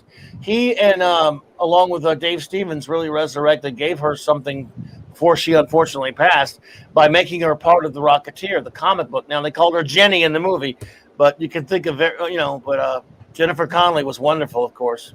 Yeah. She was a looker. Oh yeah, she was. That was one of her best movies. Everyone, our buddy Nick has to scoot. Yes, unfortunately, I do. I hate it because I'm leaving at a good part, but I will listen in my car. I will absolutely be listening to this in my car, so I'll be in the audience of the chat of my car. Take care, Dad Weiser. Take care, brother. Take care, Dad Thanks, Weiser. guys. Take care. Appreciate you, brother. I appreciate you, Clobby. Take it easy, man. I'll show another one in a little bit. I just don't want to show all my visual library stuff I'm working on. I want to steal all your secrets. I don't have any secrets. The secret is butter. The hell. But yeah, I love that movie. The movie, I love the comic. Our late great pal, the wonderful great Mark C, was a huge Dave Stevens and Rocketeer fan. He loved the comic. He loved the movie. Lord Thought says, conversation about positives. I'm with you there, man. Yeah. Well, look, yeah, once in a while, a little criticism here and there is fine, but I don't like the negative stuff either. This channel is always supposed to be about fun. That's what it's always going to be about. If it goes down a road sometimes when it's about a negative or something like that, everyone, well, those things have to be covered sometimes. But yeah, I actually agree with Thought about that, and it's something that look, we're here for fun. We are here for fun, so I mean that's not to castigate anyone for because some of that stuff does need to be addressed. But a lot of people do that. Here, Global Geek Gang is about ganging up and having fun, and I will use that to segue into a show note that I didn't get to earlier. And anyone hearing that noise in the background? It's like a small breeze, right? Like a fan on rotation. Yeah. Or it could be like on the road somewhere. I'm not driving, so I ain't me. I don't hear it now. You know, I don't have a. It's car, down now. so. It's down now. Myself. As we all know, and I've been saying this a lot, I'm going to keep saying it, folks. Marvel Comics sucks, and they're not. I'm not to be negative on this one, Thought, but I really believe this one. As long as everyone's okay with that background noise, I'm hearing it, but I don't know if you are. I'm hearing it as well. Yeah. It's like a rustling or something. I'll mute for a second and see if it goes away. I don't think it's you, dude. I didn't think it was me last time. I'll mute anyway, just to say. Oh, it's him. Yeah, it's gone. It's Mark. It's Don't Mark. worry about it, man. Hey, Mark, are you using voice meter? Not using voice meter, but maybe my gain is up too high. Let me turn my gain That's down. your gain, probably, bro. It's probably picking up a lot of ambient, noise, and that's what it is. Because you probably have a fan going or something in the background. Yeah, because it roasts. If I'm in my room and I turn it off, I turn the gain all the way down. That's the reason why I have my fan all the way on the other side of the room, so it doesn't blow in. My room is so small. I know. Yeah. I know. Everything's You know how good. small your room is. Yeah. Well, a slight bit of negativity in this case, Thought. Marvel Comics is crap, and they will not celebrate the Fantastic Four No, they won't. properly. The 60th anniversary of the Marvel's first family is upon us. That will be, of course, August 8th, 1961 was when Fantastic Four #1 its official release date. And Wow, that's distracting, but I'll work on it. So it falls to us. The Global Geek Gang must celebrate the Fantastic Four, and we will do so on August the 8th, 2021, the 60th anniversary to the day of the release of FF number 1, and that will be 4 p.m. Central Standard Time on that Sunday. We will gather and we will celebrate it. Yeah, and we're gonna have a short stream that day, so we can come over and do that. So yes, the Global Geek Gang should gather. That's why I put it later in the afternoon. Yeah. So just keep that in mind. I'm going to keep pushing it. We got a long way to go before that happens, but I know my buddy Aaron Ironcaster has something to say on that, don't you? Oh yeah, I've been plowing my way through the Fantastic Four. I made it to issue 25, 26 today. Oh wow, you're the big Hulk Avengers FF battle. Oh, that is. I read the first half of that so far, and that is, in my opinion, one of the best early comics crossovers. That's come along. To have Reed out sick, leaving the other three to try to deal with the Hulk, and there's no Avengers nearby to come in yet. I haven't gotten to the second half, but presumably they're going to bring them in. And that's actually considered one of the first comics crossovers. Yeah. Oh, really? If not the first. Yeah. For Marvel or period? Marvel. Yeah, Marvel. So, but Marvel. it's freaking awesome. Me and him were actually talking about it last night. It may predate when JSA JLA crossover, but don't quote me on that. I have to double check it, and then I'll probably got it wrong. But anyway, go ahead. So I was annoyed reading it because I was thinking about, well, how would they have done that today? Because this is just like a one or two off comic, and with those early stories, everything was basically its own standalone, complete story within one issue, within 22, 23 pages. And reading it, I was thinking, how would they have done this today? Well, this would be dragged out. This fight would have been dragged out over 6 issues for the sake of a trade. Yes. Or it would have been it would have been used to tie into both comics, so you have to pick up comics from both teams. Oh, right. Part 1 is in the Fantastic Four. Part 2 is the Hulk chapter. Part 3 is going to be Avengers comic. See, absolutely. See, there's the thing. You just hit on something that's been, in my opinion, a big problem with the comics industry in terms of crossovers.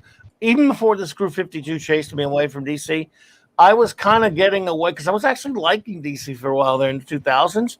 And then before they pissed me off with the Screw 52, it was the events that they were eventing me out of the business. I love that background, dude. That's amazing.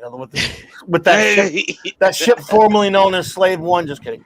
Going through that. Oh, you mean Slave One? Slave One. So, you mean unpaid intern 1? Yeah. So they were basically eventing me out of comics. I was getting sick of it. R.I.P. Final Crisis.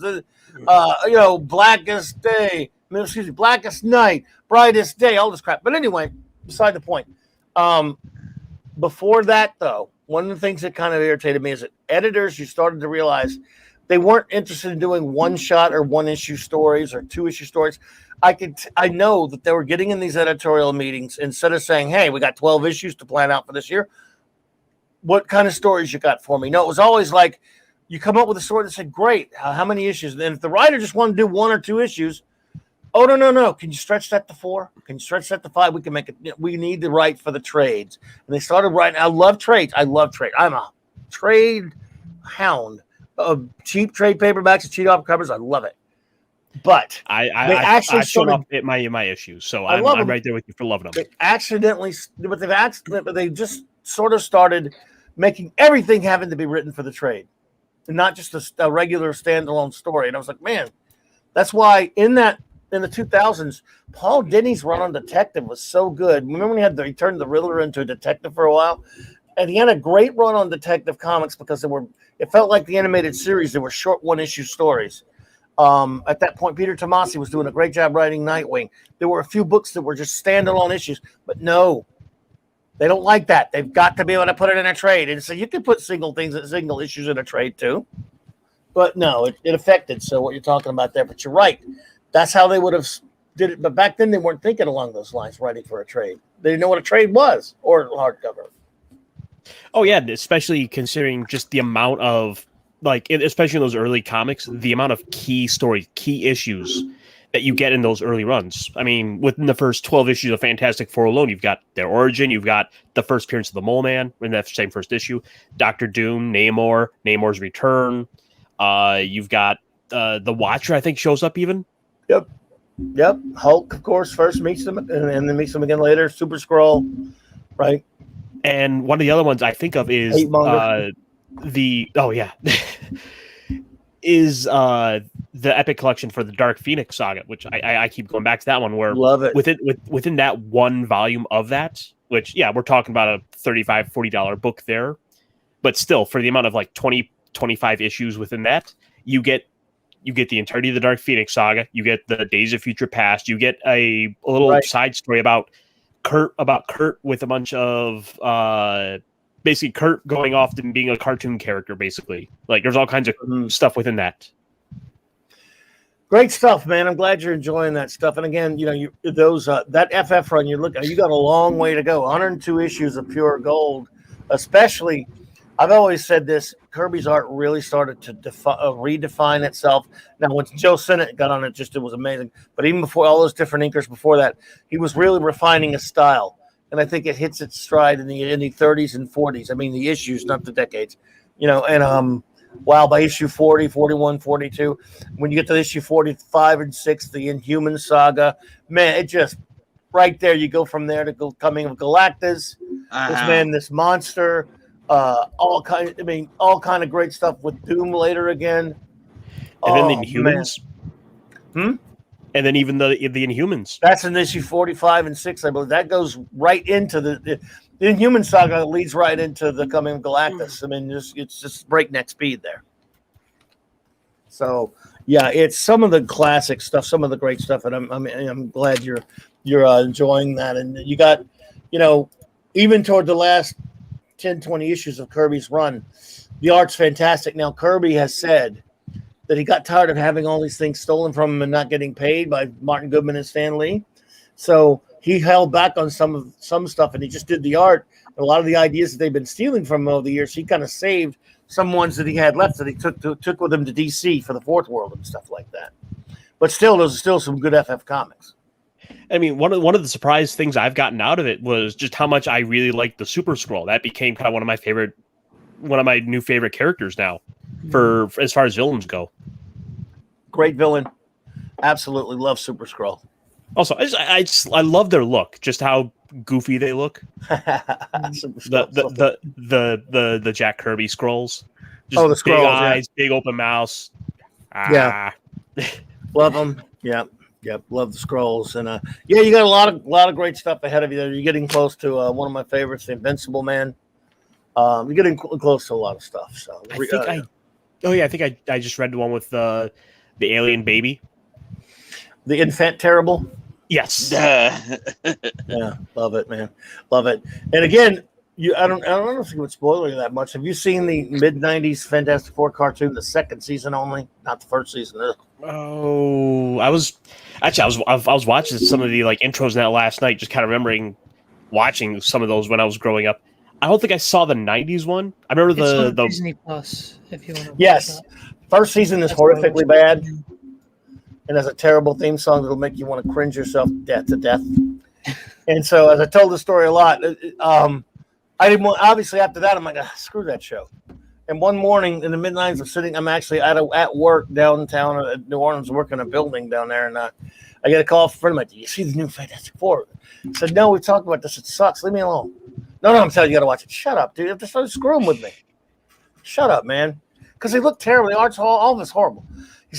He brought me the videotape over to home that night. You got to see this. And of course, it was pure Kirby. That second season, Larry Houston, thank you, sir. I wish I got a chance to meet him when he came down to New Orleans recently. That man took it, and they adapted a lot of Kirby. They made the art look like it came right out of Kirby. Instead of the thing looking like a weird-looking orange gorilla, he looked like Kirby's face. I mean, he looked just like him. They changed. They had a lot of the same voices. They adapted right out of some Kirby stories, even a couple of the Byrne ones. They mishmashed some things here and there. 13 episodes of sheer joy for a Fantastic Four fan. Treating the characters with respect. They got rid of that stupid-ass theme song they had. And just had a normal theme. that song horrible. was bad. That song. song was so bad. It was catchy. It was It great. was catchy, but it's terrible. It doesn't fit the Fantastic Four. They came up with a nice theme that fit more like a superhero thing instead of on an outer space adventure. Yeah, they were hit by cosmic rays. Oh no, die and rot in hell. So bad. I really liked that 2000s one. Did you the anime one? Yeah, that kind of anime-ish one. Yeah. Yeah, I hear Which you. I can't stand that and like the first one were the two Fantastic Four cartoons I used to watch. Well, the all the 60s time. one was great, but it was Yeah, very 'cause limited animation. Yeah. No, because where Galactus is just a big guy that the thing knocks over on his butt. Hanna-Barbera. Yeah. And there you go. Well, Thoth has got it, man. Let me tell you something. Have you seen this? Any of you seen the Silver Surfer cartoon?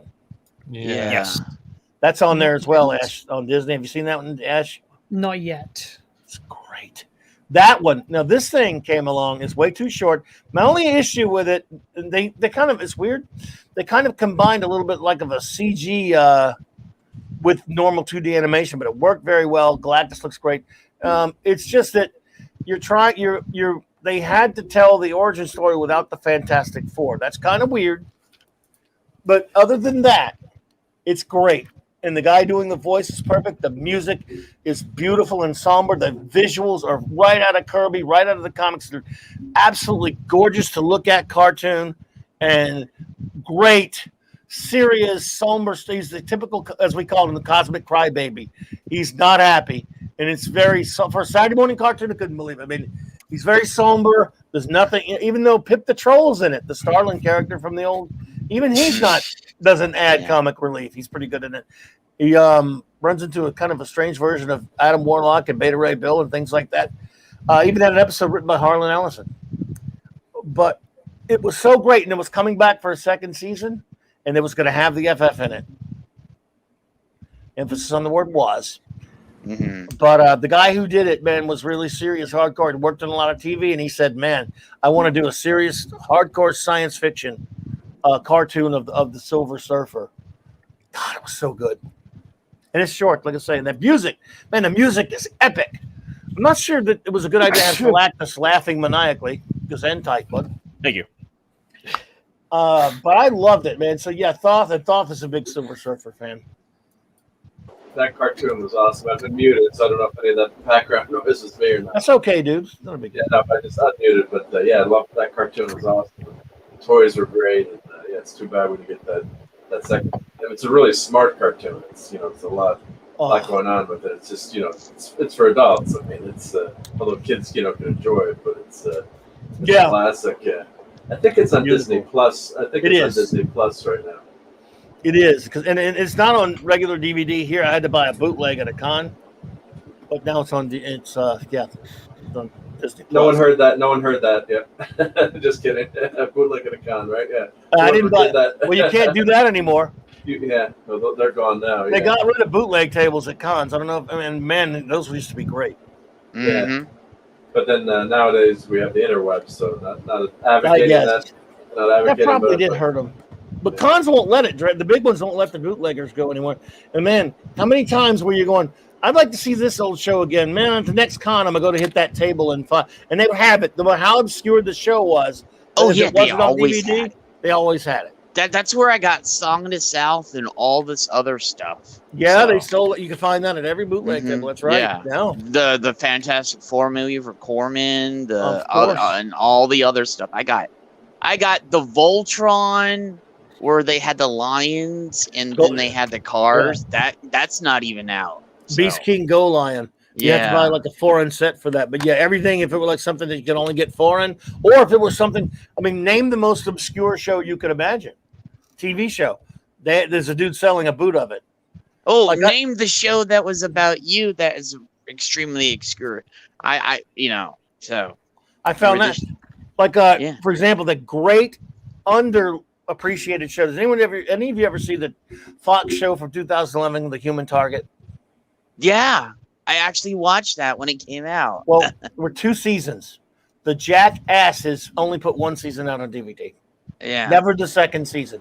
I had to buy a boot, even though I'd seen it and then recorded them on the DVR or whatever at the time. I had to buy a boot of the second season. There's still no second season out. Any of you, if none of you've seen that show, good God, it is so great. It's a DC Comics property that was and not the Rick Springfield TV pilot that they did back in the 80s. Yes, Rick Springfield played him in a TV pilot. Character that was basically a backup character in Brave and Bold. And this one, Jackie Earle Haley is brilliant on that show. Mark, you hadn't seen that one? Or you have seen it? I'm trying to remember if I'd seen it. So oh God, so good. I want to go watch it again right now. I'm looking it up on the interwebs to see. Thoth, Man from Atlantis has since actually come out on legal DVD. Believe it or not, I think Warner Archive did it. I remember when that came out. Yeah, that was. Hey, Bob Racing Palpatine. Yeah. Yeah. Well, they actually did come out with Man from Atlantis on Warner Archive, I think. But yeah, all those obscure shows. Some of them have come out. Some will never come out. Are you talking? Yeah, you can. I even got Explorer. I even got Voyagers and Misfits of Science at a con. So yeah, and eventually I don't know if those might have come out. But you're right. Those I've never seen them out on DVD yet. So I'm not sure if they sometimes they sneak that stuff out, but so maybe out. Yes, you could check. I think they might have. But yes, Warner Archive finally put Man from Atlantis out, for example, and the old Logan's Run show, I think even. And there's two series. There's actually like you said, there was one with Rick Springfield. There's actually 7 episodes. It says there was another one. He did a pilot, and they did another one. Yeah, and then there's the 2010 one. Yeah, 2010, 2011 show with Mark Valley, I think, and Ty McBride. And Jackie Earle Haley. Yes. Oh, yeah, Mark Valley. Yeah. You ever see that show? I did see it. Yeah, a few of them. But I love that damn show so much. That show, it was like a great action movie every week, and yet with wonderful characters. That was a good show. Yeah, only watched a few of them, but of course it got canceled because it's Fox. It got canceled. Too soon. Yep, Christopher Chance. And again, it was short-lived, and only maybe 12 per season or whatever it was. And again, the second season's not on DVD. Damn it! So I remember I bought a boot at the con, and my second season discs, some of them were messed up. So next con, I run into the guy and told him about it. I said, "Dude, if you could fix them, and if you can get me some episodes," he just gave me another box set of it. I hope it works. Next time I go back to binge it, I'll find out. But yeah, man, that's a thing gone from cons now, the boot tables. Yep. That was one of the best parts of cons. It was. Yeah, it was. Hell yeah, because you can go, you know what, next time I'm at the con, I need to go look for this show or that show. Yeah. But it's also sorry, go ahead. No, I was just saying, a lot of times you want to buy stuff, but it's not available. So that's part of it too. Like Spinal Tap for years, they came out with a DVD and then you couldn't get it. And it was Criterion Collection. You had to buy it on eBay for like $200. Then they finally released it. I mean, that's an extreme example, but a lot of these shows, and then they're not available streaming either. It's like at least make them available for streaming, so you could, if you wanted to, pay for them. So like, yeah, Bobby's right. Of course, you can't get season 2. So yeah, I guess they didn't make enough money, with season 1. So the same thing with like. Star Trek, they remixed TNG and they spent a ton of money, but they lost money in the project, redoing all the effects and doing the Blu-ray format. So then, Voyager and DS9, we don't think we're going to get that in HD. No, they're not going to do those. No, they're not.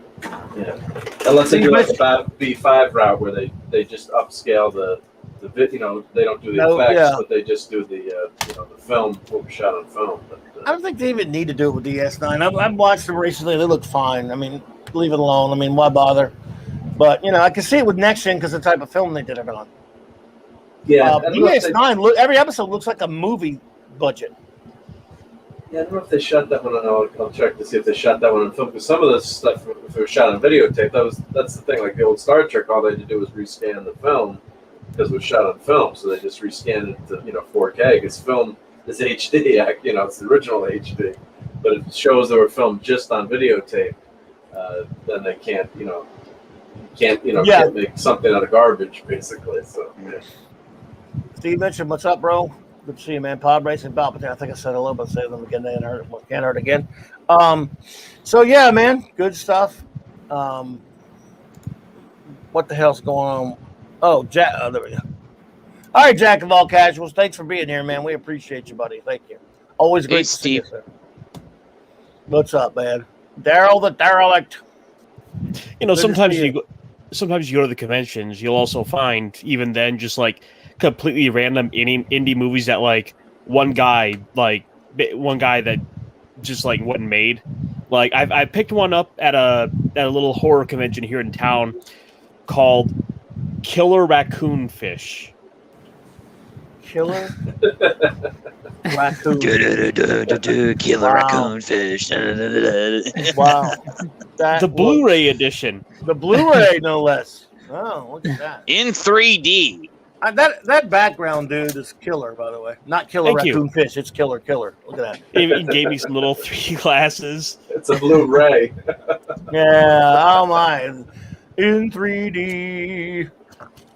I guess his DVD burner wasn't running, so he just had to call it the Blu-ray cut. Oh, that's okay. Burn the Blu-ray for you there. Ain't that nice? Wow. And you got bonus material. Whoa. Yeah, bonus material. That's right. Now, have you watched this? Not yet. I've been sitting on this for so long now. I really need to get around to watching it. Yep. I see a video in your future, man. You can do a video review of Killer Raccoon Fish. I'm expecting. Again, I'm gonna go out on a limb here. A very positive review from you. I think you're gonna love it. I think you're gonna be blown away by it. It's gonna be great. Oh yeah. You gotta hand it's either gonna be like so bad it's good, or it's just gonna be crap. Haven't decided yet. Don't know yet. Well, we'll find out. Yeah, we'll find out. Catman, D.D. Myers, what's up there? Good to see you. Oh my goodness. Steven, you there, bro? You know, I am. Oh, I'm there. I'm sorry. I opened up Wish, and well, there's an Optimus Prime for like under $50. That's literally a 1 in 60 scale. Wow. So you found the bootleg table. We found the bootleg table. Yeah, it's not okay. You've seen the Carnage. You've seen that Phoenix statue. Not everything's bootleg. You have to remember sometimes it's just dumpster dives. Yeah, but and Ord's got his Deathstroke, and it looks fantastic.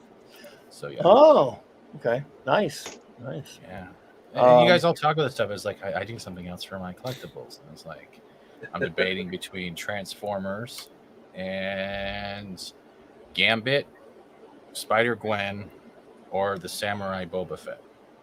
Makes you want to go shopping. Mm-hmm. Yeah.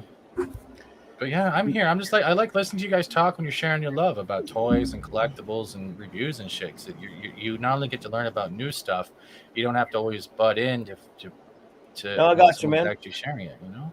Yeah, I got you, dude. I got I'm stealing all the content too. I'm just gonna upload and make it a cartoon later. So that's yes. So I can show off one more thing. These are really cheap. One of my favorite little toys I've picked up over the years are these silly little skeletons. Skeleton. Oh, have you guys ever seen the Bruce Lee vinyl collectibles? There we go. No. Temple of Kung Fu. What? You have the dancing skeletons, don't you, on your as a screensaver, don't you? No, but I should point out that they are totally posable. Can you put a sword in the hand and be like a Harryhausen movie? Oh yeah, no, I got one that's like a little demon. And my favorite part is I've been having him being held in the arm of Devastator. So it's like Devastator just staring him down and contemplating what to do with him. It's gonna look terrible because of the green screen, but it's like a nightmare monster. He's devastated. Oh Nice. gosh. He's invisible. He's phasing in and out of reality. Oh, he's disappearing into another dimension. Oh, that's awesome. Love it. He's That's not very happy cool, Devastator's not happy with his present look either. Yes. Yeah. Like, what's happening to me? I am fading out. It's a wall of antimatter. He's got a cloaking device. Yeah, he's got a cloaking device. He's come down with a case of the Kirby Crackle. There you go. He's got a there you go. Nice, dude. There you go. Well, I got something I can show for. Absolutely, go for it. For of course for your show this weekend. So let me switch to side cam here. Start cam up. Side cam. So actually these are a couple birthday gifts. I got to do a stream and show. I got my mic is all across the room, but I got New Mutants for Spirits of Cable from a friend. And of course, I was going to say some of the best gifts that you get are ones you can't buy. So it's my nephew made me that a happy birthday card with Star Wars and Yoda, and that's really cool. So here's the if anyone needs some marshmallows to watch Clobberin Time stream with Cal. Oh.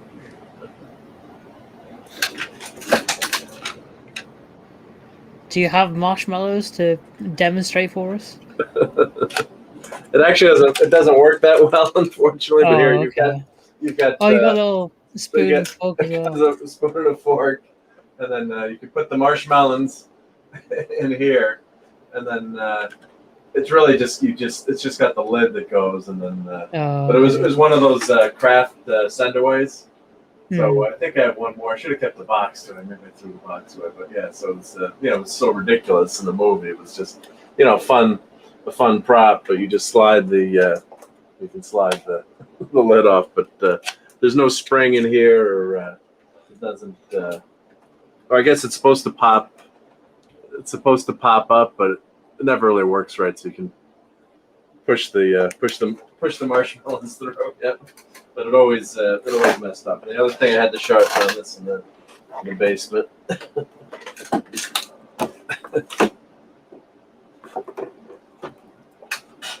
Gotta have Ken and Star Trek Ken and Barbie. Let me zoom out a little bit. Oh no, Barbie's a red shirt. Yeah, Barbie's a red shirt. Yeah. There we go.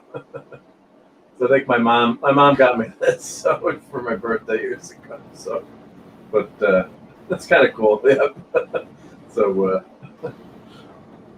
we got Kirk there. Here's the. So they actually have little toys with them. Yep.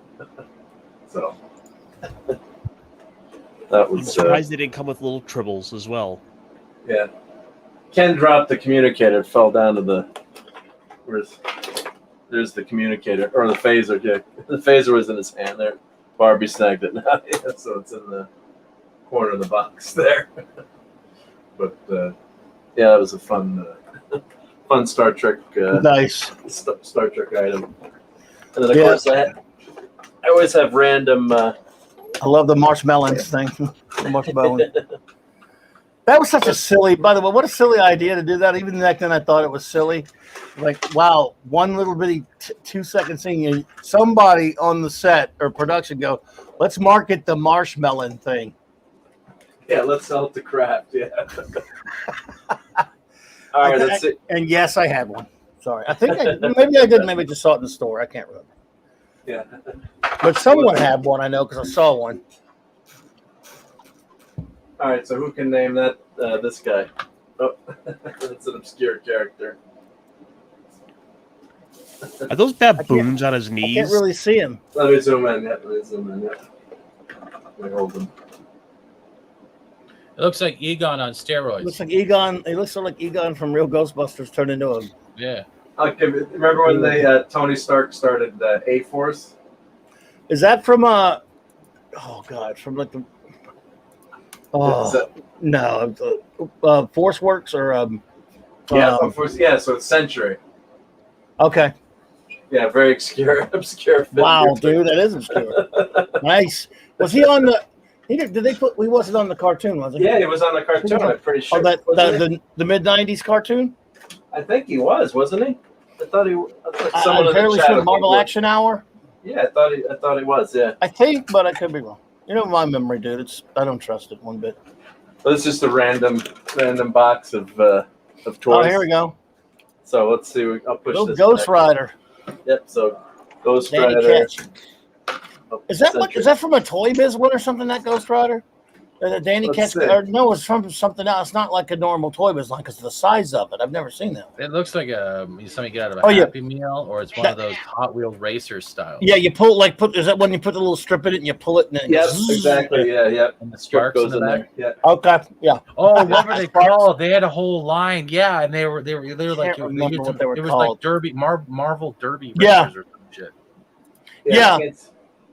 I'm trying to see the name on there. I'm over Johnny Blaze guy when it comes to Ghost Rider personally. 1995 Toy Biz Marvel. Yeah. Check underneath it. There should be a label. Check underneath it. It's right in the middle. There should be like some type of trademark that says what line it's from on the toy. Yeah, it says 95 Toy Biz Marvel. See that right in there? You can't read it obviously, but it's there's no other label on it. So I can't remember now, but copyright 1995 Marvel Toy Biz Inc. China. So we got that guy. Nice. Here's Ghost Rider toy. I think. Okay. War Machine. Yeah, can I see that? Yeah, that's the same one. I found it. You found it? Yep. Toy Biz Ghost Rider motorcycle. It was from the Marvel Action Hour animated series. The character comes. That's Marvel Action Hour. Yeah. Okay. Yeah. I remember what's the song from it? I am Iron Man. Had the best the Iron Man openings. Yep. They had one of them had a theme. I am. Oh yeah, there you go. Even I have that one. That's a good Sue. Yeah. They don't want to stand up though. That's the first. That was like one of the early toys, but toy business. Hey, I have that Sue. Bendy She's in my bin. Bendy. Yeah, she's in my bin of figures. X Factor. Cyclops just wants a hug. Yeah. At least Doesn't he has he the always? goggles. At least he has the. Oh, I never liked the X Factor outfit much. Oh, that one I had. That's the one with you pull the back and he sparkles. You pull the string. Yeah. Pull the string. Sparkle Man. I don't know. Does this go with this? It goes. It goes. No, that Psycho Man. That one's not Psycho Man. That one's that might be one that goes with Torch. I'm not sure. I have that one. You saw my box of accessories. Yeah, that one's in there, and I can't. I gotta. I'm almost not mad at you for having a Funko thing because it's Super Scroll, by the way. Almost. Really? There you go. That's it. That's it. You're right. Yeah. Really? Is that the way it goes? Again with the Funko Punch. I'm sorry, buddy. Is that a Funko? The one on the left, yes, but like, hi, I have like 300 of them. Well, it's no judgment of you, buddy. Just judge me. How? Old Chuck. That's Psycho Man. That's Psycho Man. Yeah, that Psycho Man was that base is cool. I love that. Again, that FF toy line, Toy Biz, was great. I mean, you see what Logan said? Name more to go with the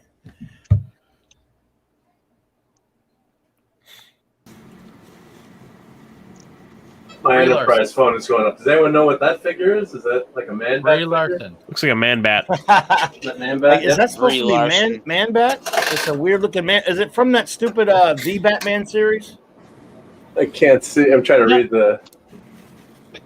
Let's see. I hate that. It says 1995 Marvel. Oh. Toy Biz. So who the heck is that? Well, that means he's from one of those Marvel Action Hour lines then, or something like that. Could that be like a crazy Morbius figure? They had a bunch of other monsters. He does look like the way Man Bat would look on that The Batman show, but no. Whoa. Toy Biz 1995. It's got to be from the Marvel Action Hour, one of those characters. And I don't know. Is that Dudley Do-Right? Wait. 95. Yeah. That was around when Marvel Spidey Action came Hour. out. Yeah, Marvel Action Hour and Spidey. It could be one of the Spidey ones, but yeah, that's what I was thinking. Like that. It's Morbius when he. It's Morbius when he morphed into that. Yeah, it could be from the Spider-Man. That's what I think it is. Could be. I mean, Man Bat was everyone's default because he looks more like freaking Man Bat instead of Morbius. Yeah. So someone's got to find that in the chat. Yeah. Look at Dudley Do-Right and Dino. Yeah, Dudley Do-Right. Yep.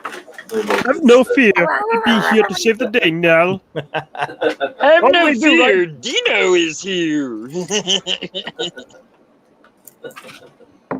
Then we got another torch because you can't. Thanks for showing me which figure that. Yeah, I have that one too. Thanks for showing me which stand that was. I forgot it was for torch.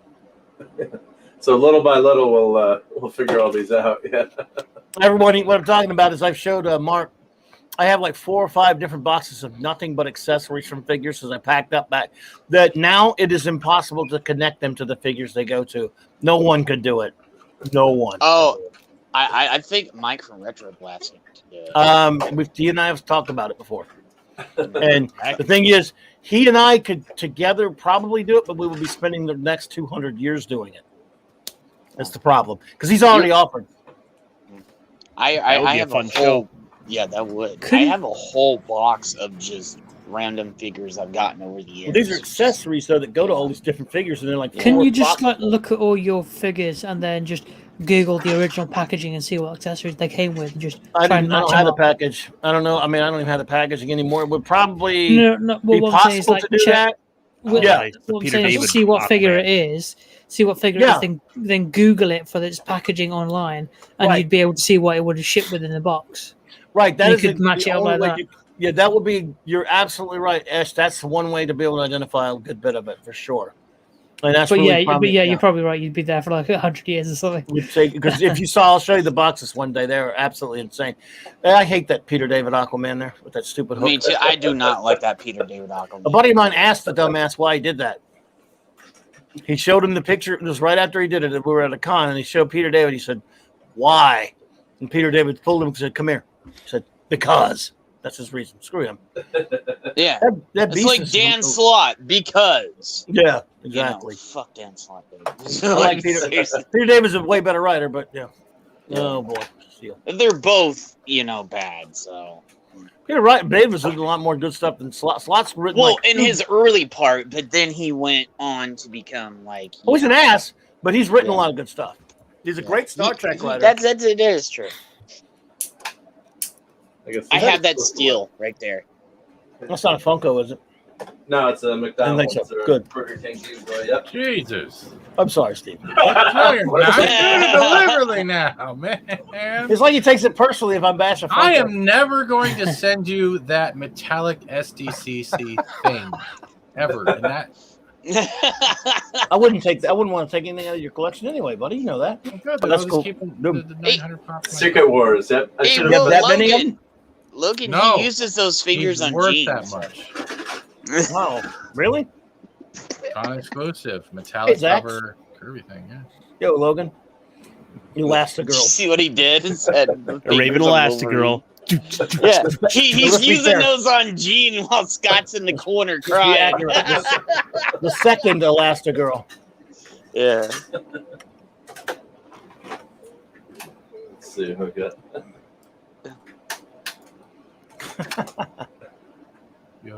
Oh yeah, Weapon X and from. We got 2 Weapon X's. 2 of those. Yeah. That was Barry Windsor Smith, right? Yeah. Marvel Comics presents. There you go. Well done. Barry Windsor Smith was a genius. Hey, Mark, do you still have the shield and stuff for that Doom right there? I'm not sure. I might be because that's the part that got lost first. I think everybody in an accessory box. Huh? But do you have the Wolverine that cries and mourns over a picture? What line is that? What line is that leader from? They did one recently. It's kind of big, to be honest. Let's see. It says 19. That's kind of big for the leader. Let me get my magnifying glass. Bunny just took out Doom and Mace Windu. I think it's 1995. Raymond, welcome, bud. Hey, guys. Hey, Raymond. 1996. 1996, yep. It is kind of big. Yeah, it's a big. Yeah, I mean, Hulk's it's supposed to be like 20 times bigger than him. Yeah. He's probably taller than the Hulk figure from that line. That's Batman Animated Series. Man, that right there, buddy. Yeah, I love this figure. That's a great figure, isn't it? Yeah. I should hang that from the ceiling somehow. On leather wings. He's got the. Never said by Man-Bat ever, by the way. I know. I was screwed wrong. Batman, I am your father. Oh, hit the dirt. Hey, I am your father. Oh, Cuts no, off the his leader. hand. Cuts off his hand. He's not much of a leader, is he? The last one. Stand, he'll stand it. So A lot of this these is newer ones really can't stand it all. What you got? Ah! this is a crazy ass figure.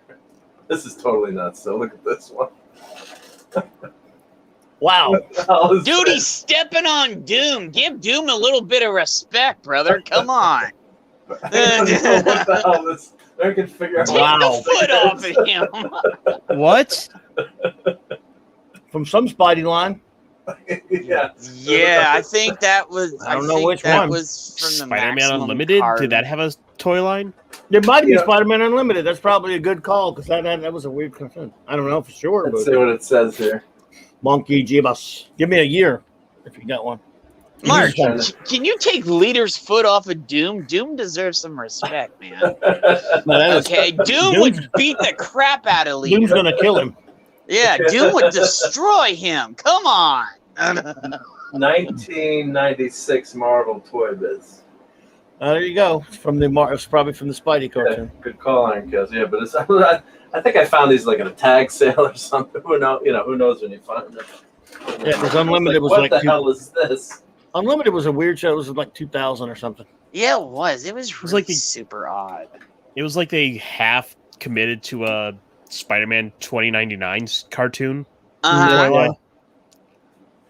I wonder if maybe this Clayface. figure and this figure are from the same line. I would say probably so. Yeah. Oh, that's Yeah. Clayface. Right Love that there. Clayface right there. Yeah. Wow. Clayface is awesome. Yeah, it's from the series. I like that one. Yeah. I'm forgetting what I have too. We need a taser face figure. Taserface. You don't have any more pops, do you? Just kidding, Steve. I'm sorry, my translator's broken. Are you still speaking, an asshole?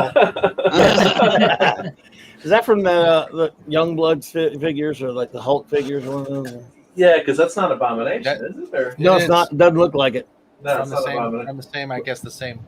It was probably one of the creations from the Abomination. You know what I mean? Like, It looks like more like one of those image figures. Toy Wildcats or Youngblood or something. But yeah, it's probably 1994. 94. But that's before the Hulk cartoon. Yeah, that is. So now I'm trying to remember confused. Where that was at. I don't think that's Abomination, man. It could be, but I mean, because 1994 was before they weren't doing a Hulk cartoon at the time. That came out like in '96 or something like that. But you never know. It could be. I mean, it sure doesn't.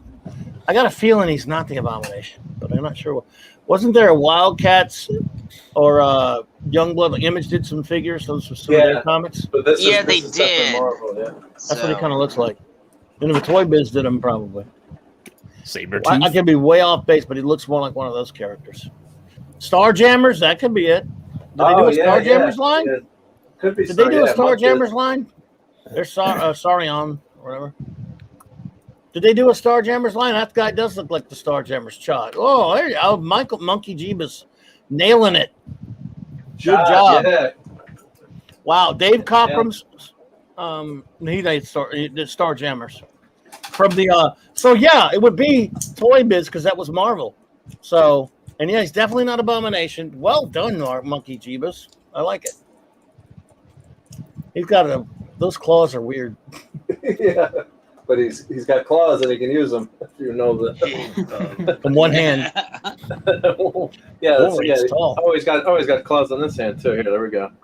Yeah, because they broke. Starjammers were part of the Marvel line because they were in the X-Men. So I like it.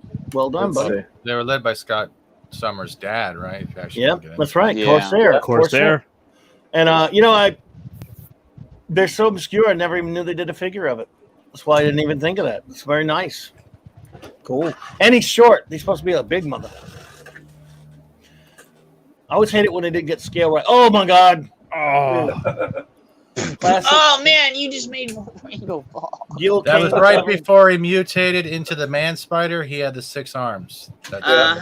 Amazing Spider-Man number 101, classic cover by Gil Kane. That was, or it happened in the issue, but on the cover. Go ahead. Sorry. Later on in the cartoon, when he did mutated, he was Craven was called in, and then it was Punisher. It was also hunting him at the same time. So eventually, Craven actually had to stop Punisher from killing him, so they can actually inject the vaccine to bring him back down to normal. That was by the end of the episode.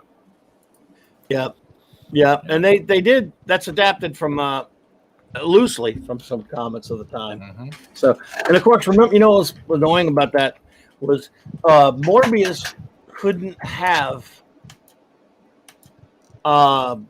it couldn't suck blood. Yeah. Plasma. That's right, yeah. Hey, because Mike, comics code. Yeah, comics right. code. No, this was the cartoon. No, this was in the cartoon. Morbius could do that in the comics code.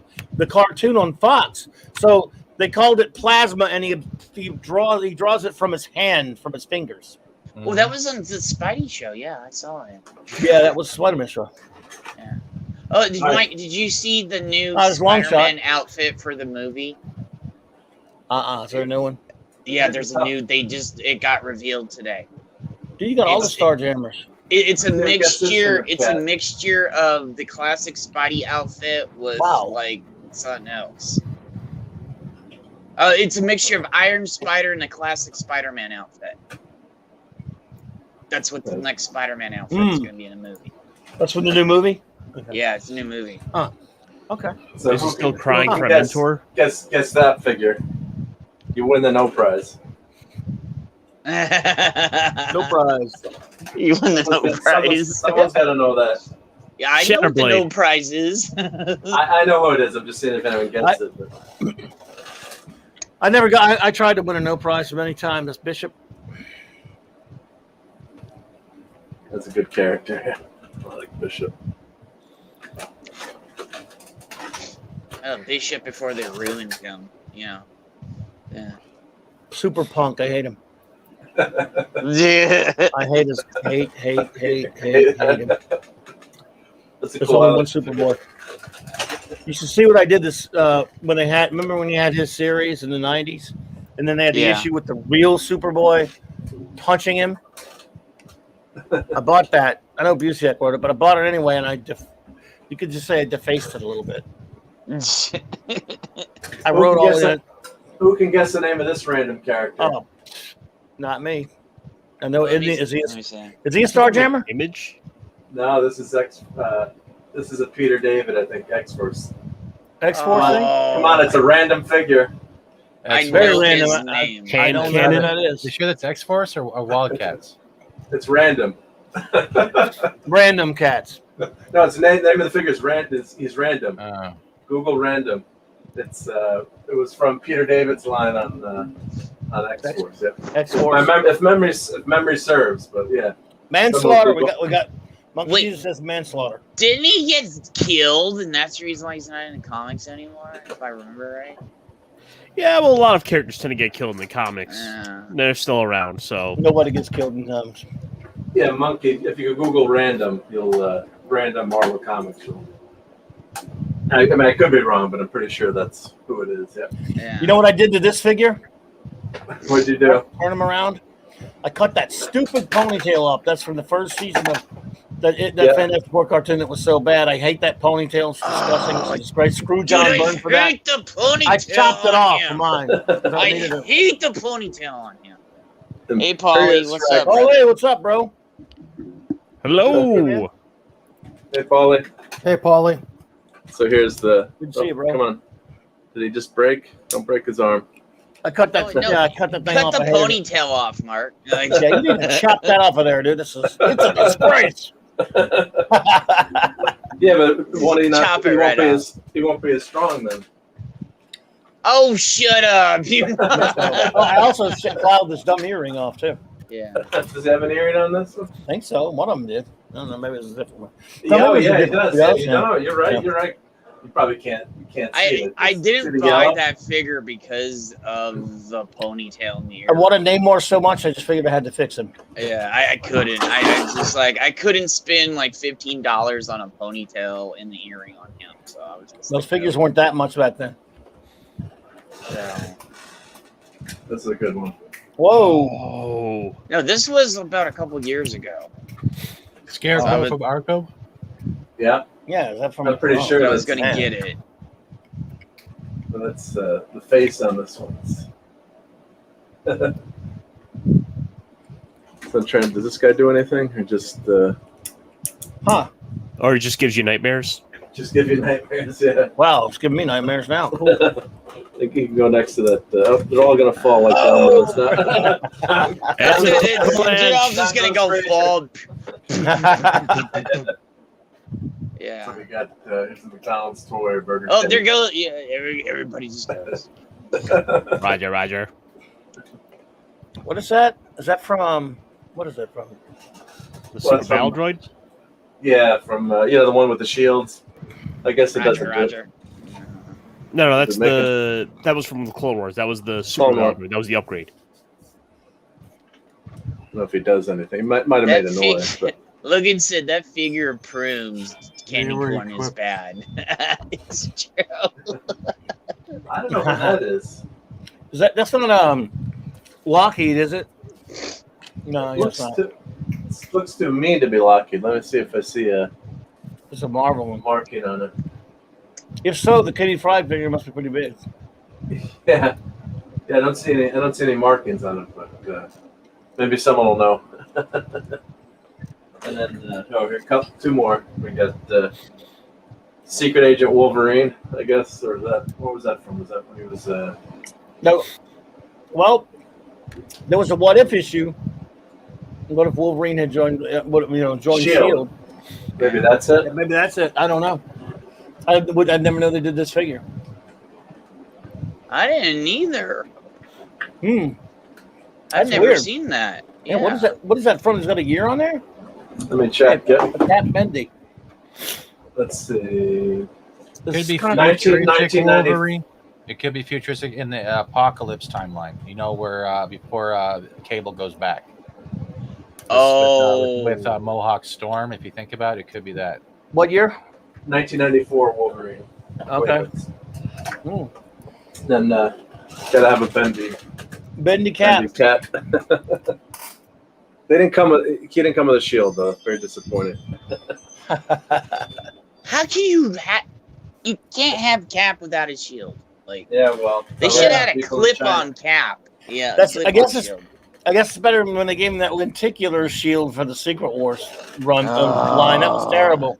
Yeah, that was bad. Nice, Spidey. So this is a squirt. It's a squirt gun. Actually, oh Lord! if you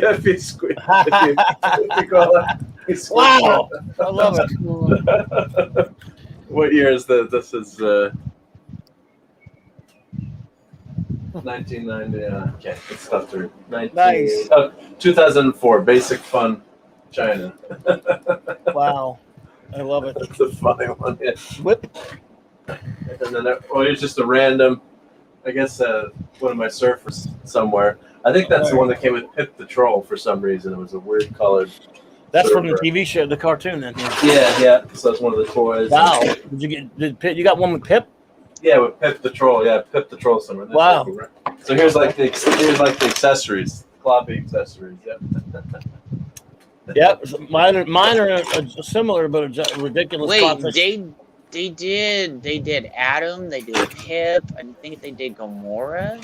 Yeah. Right. I'm not sure. Yeah, from the Super Servant line. Yeah, I didn't see Adam Warlock. He looked different. Yeah. So these go with an Iron Man figure. I think one of the figures here. I have it Adam Warlock, but he's different from the Silver Serpent line. Yeah, he was. Yeah.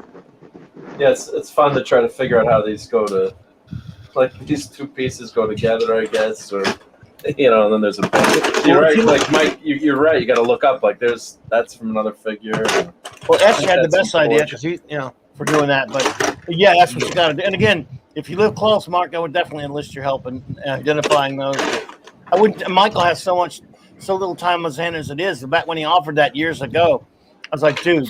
He said, I knew he was borderline insulted when I said, "No, man, you can't do that." He said, "You think I can do it?" I said, "Oh, I know you can do it, but it would take an eternity for either one of us to do it." I hate to interrupt quickly. I do have to jet. I got to go. I'm gonna try to lie down for an hour, man. I'm trying to keep my head migraines. No problem, man. Tell us what's going on. Feel better, Tell yeah, us what's going on with the show, man. What time you going The on? shows that made us was delayed from yesterday till today, so we'll be doing the Rockets here at 8 p.m. Eastern on my channel, Clobberin. Like I said, your invitation will be in the mail just in case. Thank you. Oh, man, I need to go watch. I'm going to go watch it again if I'm home in time. Yeah, I love that movie so much, man. So I appreciate that, bro. Thank you very much. Thank you for having me. We appreciate you, bro. See you. Thanks for being here, buddy. Take care. Thanks, everybody. Y'all, everyone, take care, Steven. Yep, be good. Bye, Get some rest, Steven. Feel better. Get better. For that was for last week. Once. I love the con.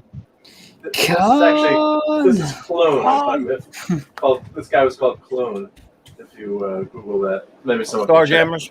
Yeah. I don't know if it was Starjammers or if it was maybe 29. But it's KLUUN, I think. I'll Google it now, but it's you're trying to remember where all these figures are. So it was just like a random box of figures in the basement. I gotta organize and sort and put down what everything is. So it's always good fun. Yeah, then you're always left over with some accessories. Cool. Like what's Raymond, thanks for being here, bud. Good to see you, man. How you doing? What's new, Raymond? Not too bad. Yeah. Just watching the toy display. Absolutely. Well, we love it. Love it. You've got to design some invisible hanging shelves for me. I need that. I need a bigger office. It's a shame. I hate having all this cool stuff, and it's got to be in a box somewhere because you don't have room or to show it. Yeah. Well, that was cool. Ironcaster, was that? Why was your slave one was moving and then it stopped? What's the? Oh, I was playing with that in the background, and it was something I was thinking about possibly trying to do an upgraded background for it to have like a night sky that might on occasion have a ship kind of fly by. I just kind of. Let's see. Let's get a picture of that. Let's get a solo of that in there. That is. I mean, there we go. Beep, now, beep. That is so cool. Look, am I the only one that always thought this shit was like an iron that you iron your shirts with? Yeah, it's always been the weirdest design because I've always imagined when it was sitting flat down, they'd be looking out, but then when you see it fly up, it all rotates like 180 degrees or something. I've always been kind of curious how that was supposed to have been designed in theory. Weird, dude. Yeah. I'm nothing wrong with it. I mean, I always thought it was kind of an odd kind of a design, really. And it can't be that rooming and luxurious for the bounty hunter. I was looking over on Hasbro Pulse to see what the new action figures were coming out, and for $50 they have I can share my screen here. I mean, even what you got? Okay. Oh, just something stupid to share. It's like no, gotcha. Here we go. Oh boy, I sure love to get Logan and Xavier in the movie where he's an old man just sitting in a chair being fed pills to keep him. Action figures. Yeah. Yeah. I'm sorry. It's the Xavier apology tour. That's what it was. The dog agrees. Yep, the dog agrees. The dog agrees. Oh. Yeah, that's scintillating, isn't it? I mean, I'm sure I'm one of the few that didn't really like that movie a whole lot. So, but I'm sure someone who did would probably like to get that. So. Yep. I mean, the movie was all right, but I'm kind of indifferent on it now, looking back on it. Well, a Professor X looking like his old self, in a wheelchair makes sense as a figure. Let me see if we can get some other close-ups of him. Oh, I'm sorry. I guess I'm sorry, wrong franchise. I'm gonna destroy this franchise as much as Next Generation. I'm gonna destroy this bitch like I did Next Generation. I mean, The sculpt is I've not seen bad. better The head sculpt's not sculpts. bad. That's not too bad, I think. No, it looks good. If you go in for that sort of thing, where are the claws? No claw. Oh, there we go. Claws. Yep. Claws. I love the opening of that movie. Wolf just finally takes out all those guys trying to carjack him. Because he could finally, it's being rated R. It's like, actually, cut someone's limb off, do some real damage. Oh, let's see if I can zoom in here. Yeah, I definitely want my action figures to have plenty of liver spots. It's realism, number one. I'm sorry, did I call you them? I meant Logan, yes. I keep getting you guys confused. We'll be closer. I need to apologize. Mr. Data, please take... Nightcrawler, come over here. Professor, I can't do that. Yeah, it's pronounced Professor Xavier. Xavier, yes. Xavier, not Xavier. It's only the nuns. Same difference. The nuns in college in school would whack you with a ruler if you said Xavier. There's only one X in Xavier. Xavier, yes. I also have a bit of a cold, so I'm kind of messing up certain syllables right now. Yeah. He wasn't good when we were playing like Fortnite yesterday, so a lot of people like to say Xavier just because it's an X. And he's an X-Man. That's how I've always said it. And my mother-in-law is an English teacher, so she's part of the grammar police. So I also get whacked. Pull over to the side of the road. Yeah, and she's a huge. I got her to become a huge TNG fan, Patrick Stewart fan. So so I asked her. Excuse me. I asked her to watch. Cough here, cough. Oh. Don't worry, you don't have to say it. Sorry about that. Sorry about that. I apologize. Trying to be. No. I muted for a second, but so I got her to become a huge Stewart fan. She loves teaching English and Shakespeare, so she loved TNG. If it was a joke, I would always get her like Stewart figures, and my father-in-law would be like, Lou, are you getting jealous here? It's like, don't worry, those are always action figures. So it was a joke. But then when the new T-Hard series came, and I asked her too. I said, what do you? Sometimes you wonder if people get jaded. I wanted her opinion. She's like, the first word, she's like, this is a travesty to Picard, and she was just so upset. And she also was like, how can I watch TNG now? It was kind of like a thing with us. We always, watch TNG or watch episodes when I'd see her. And, it was just a shame what they did to the character with that series. It's horrible. It's horrible. By the way, since it is canon today, Lord Thoth, of course, a distinguished Canadian friend, says, Logan, my fellow Canuck, that reminded me, Lord Thoth, I would ask you, buddy. Wow, we're getting a lot of loud feedback now. But I'll work through it as long as no one else is hearing it. Do you remember, or were you all that familiar with the character of Captain Canuck, Lord Thoth? I'm just curious.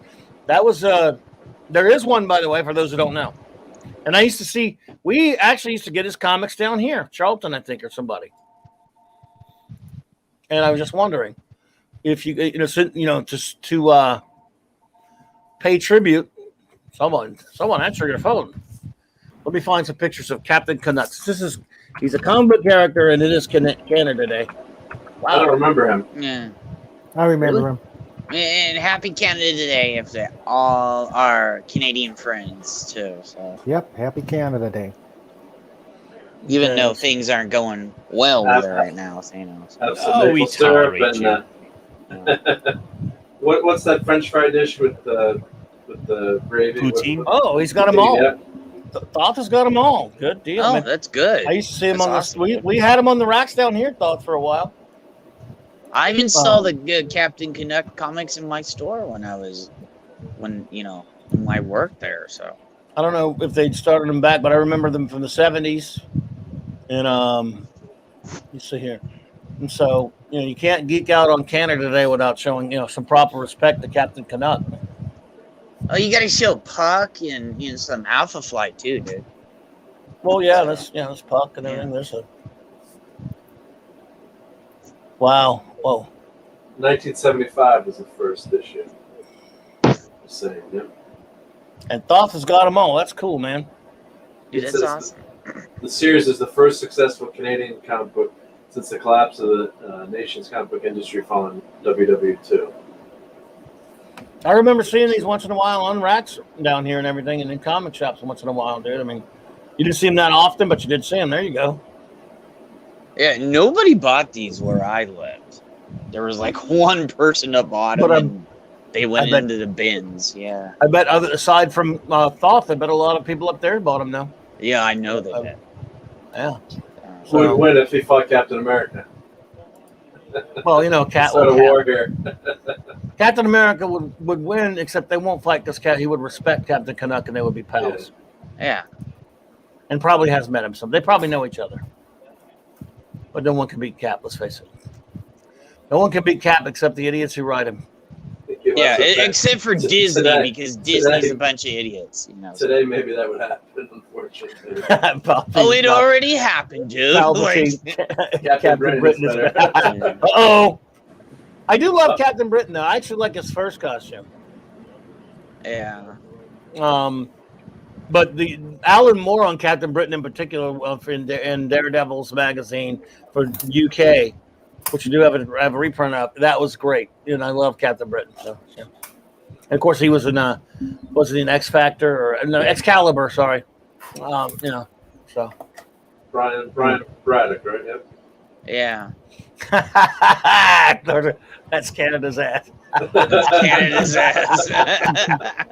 Oh, yes, indeed. Oh God, now it's a chick. Well, yeah, So, yeah. It's a chick now. Seriously? Why am I not surprised? Psylocke. Psylocke became Captain Britain. Did they? No, I'm talking about Captain Canuck.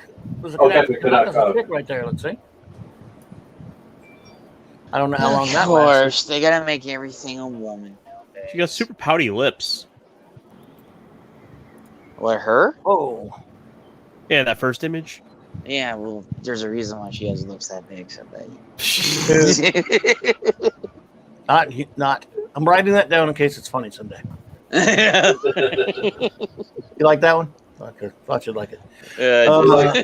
Probably like the Captain Britain with the line. That first got to the red with the line. I like the red outfit. The red with the yellow line. Yeah. I like the other one fine, but yeah, I mean, I always like that red outfit. Yeah, look at Captain Canuck as a cowboy, dude. There you go. That's pretty. That's an actual cool cover. I like that cover. Yeah. Yep. There you go. There's a.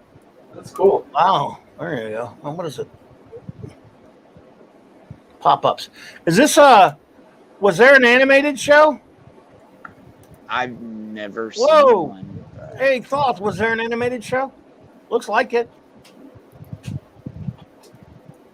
Wow, it doesn't look like it. It looks like one. Yeah. Okay. Cool.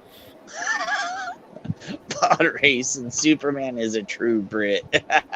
Captain Canuck, Episode 1, 2017. Wow. Okay. There was a pilot? I didn't know that. Huh. Yeah. I wonder if you've seen it. Have you seen that one, Thoth?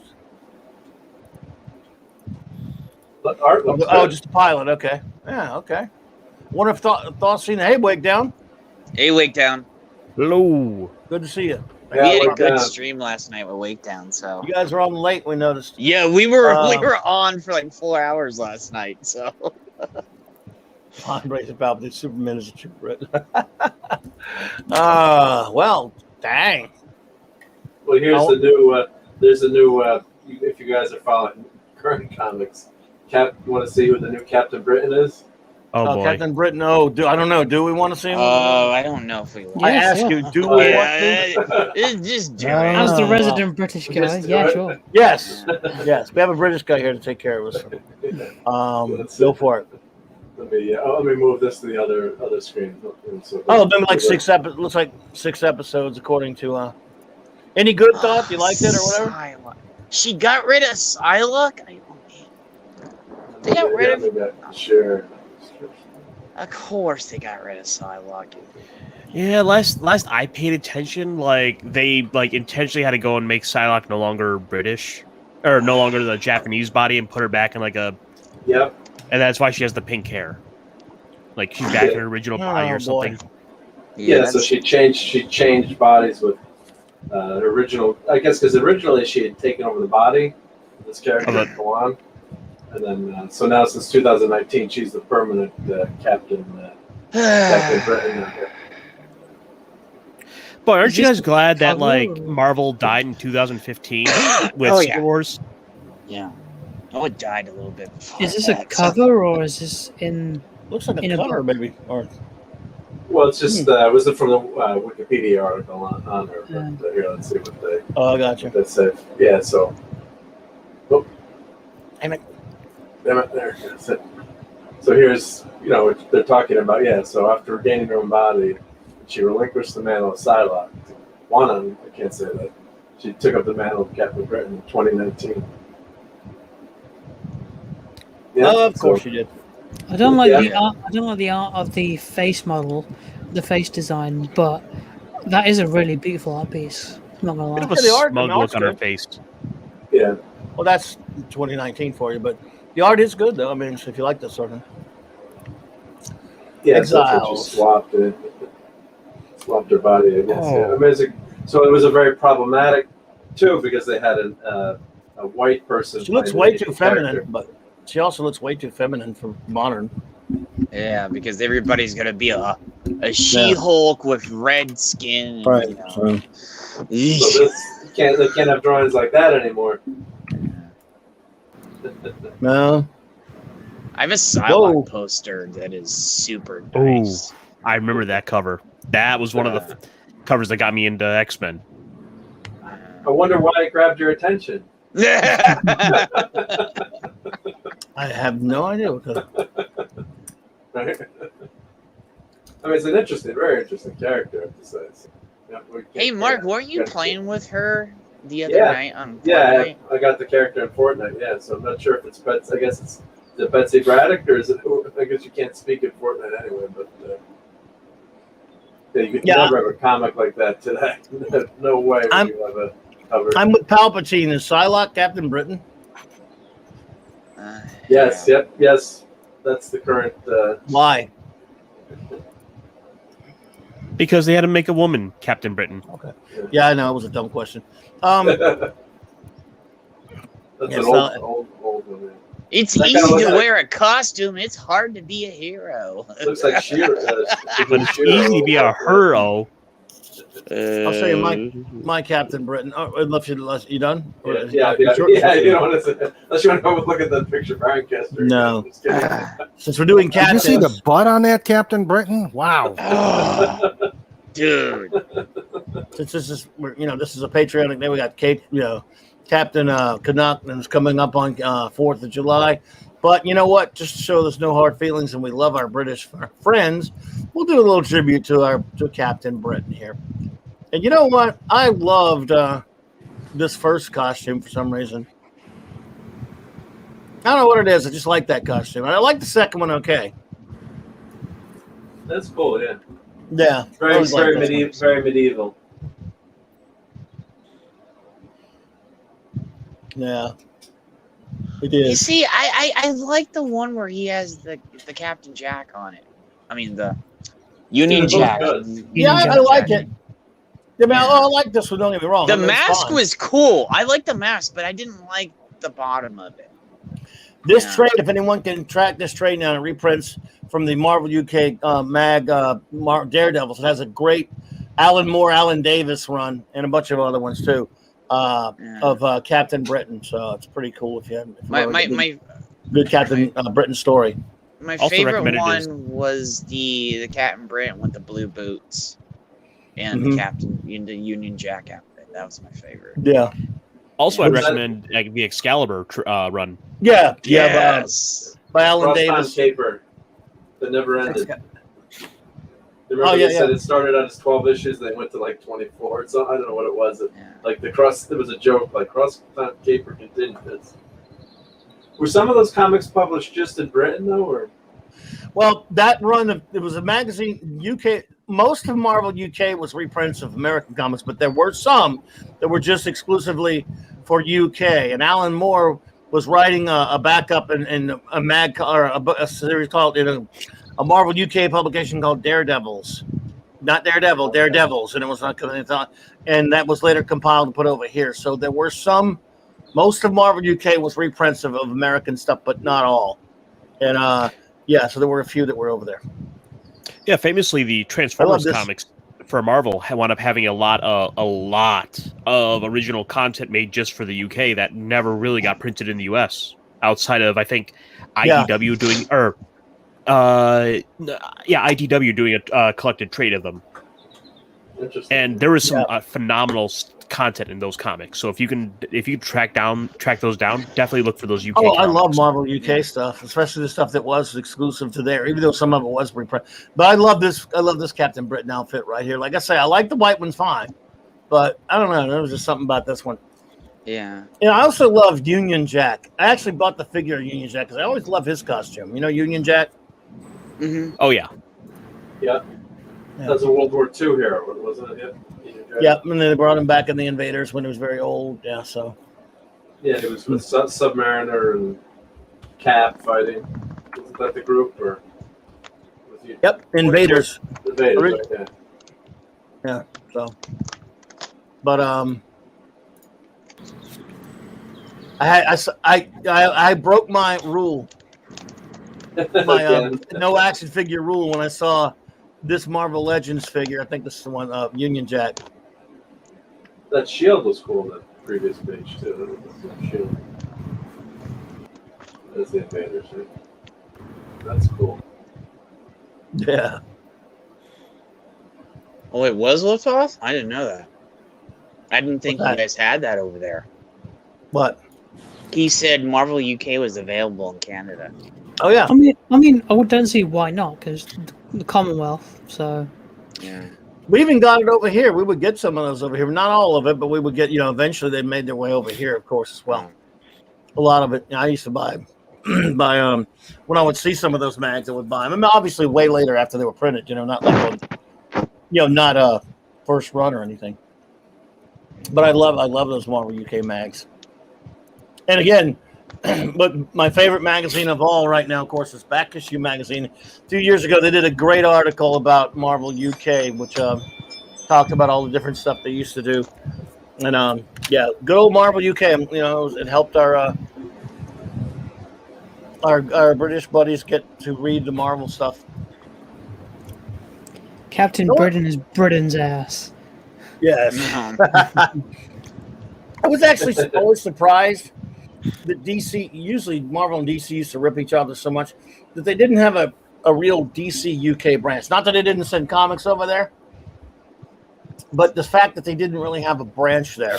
I often thought about that too. Yeah. I was wondering why.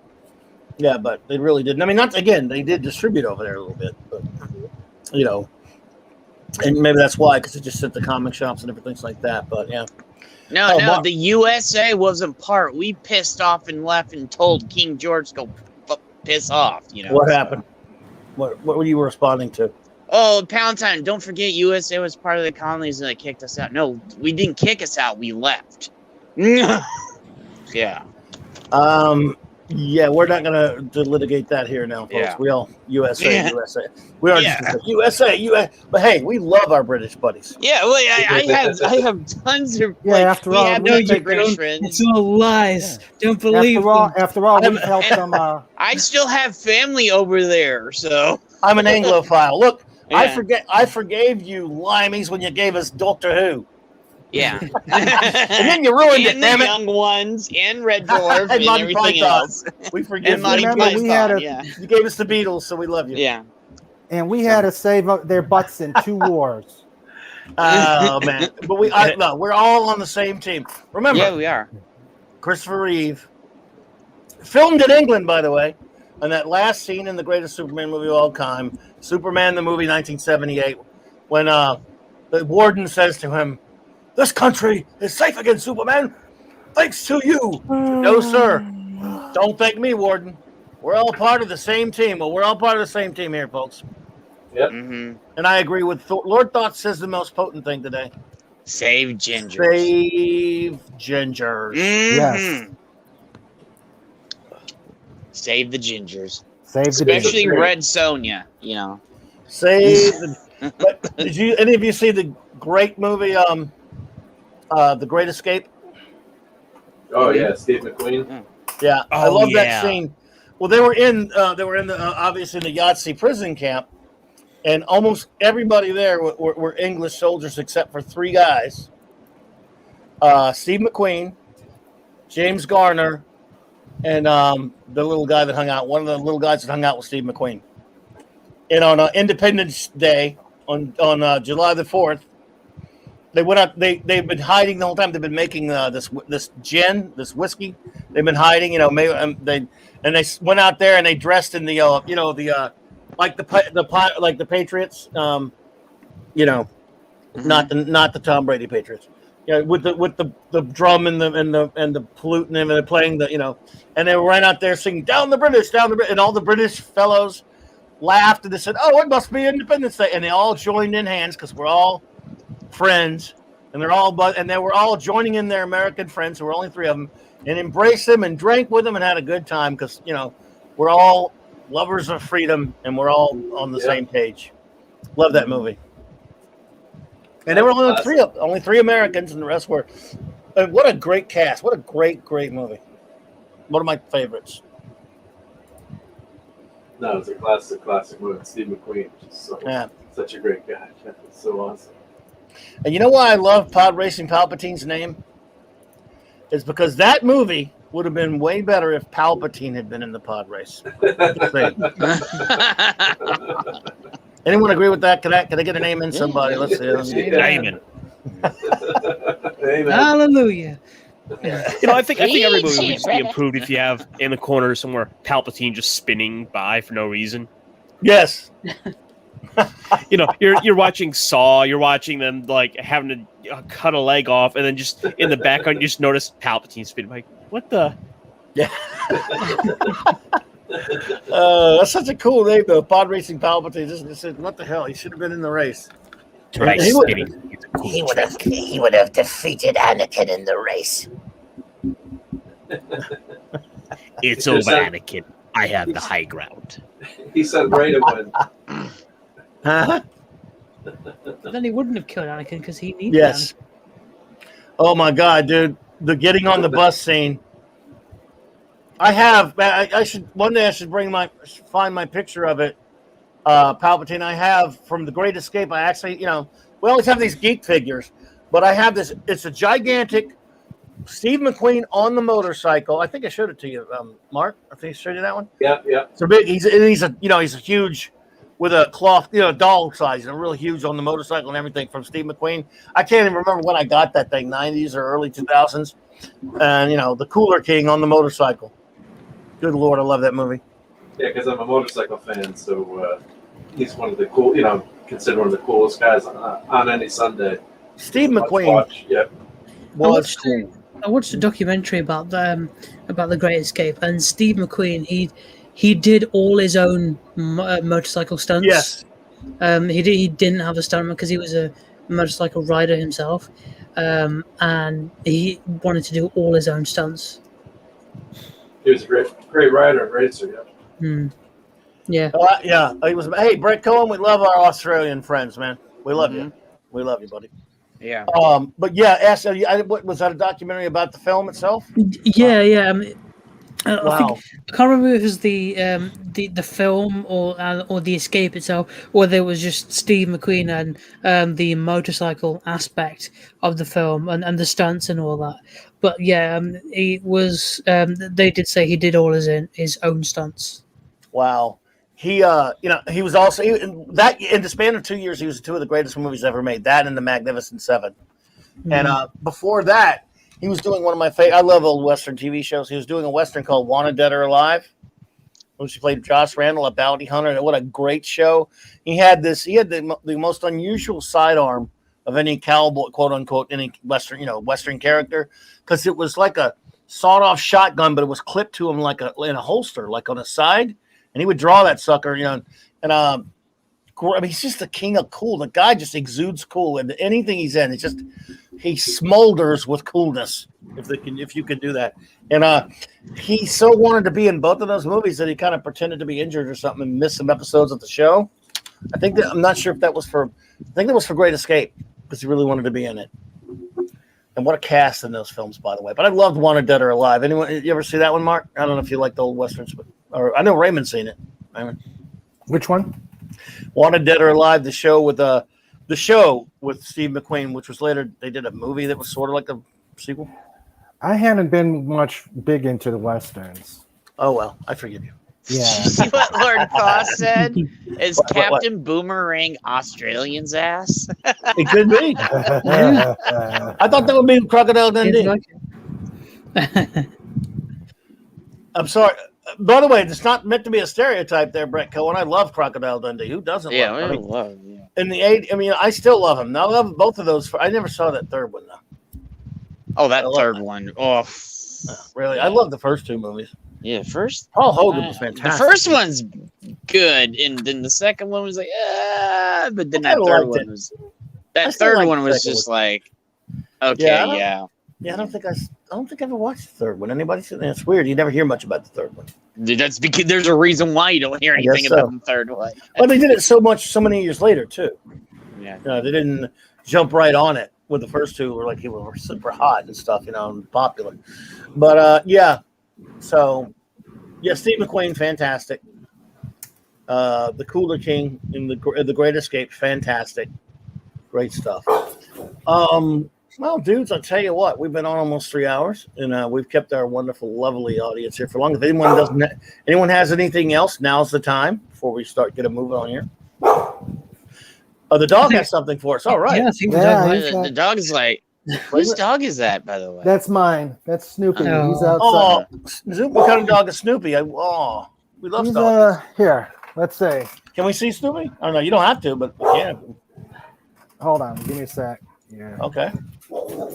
We love. Hang on, let me. And then you can hear my brat in the background all the time too. Whining. Yeah, he's been good today. He just jumped in my lap. I don't think I've ever heard yours bark though, Jed. Here we go, Raymond. Go ahead. Now, he just whines because that's the reason why I named him Toby, because he's a whiner.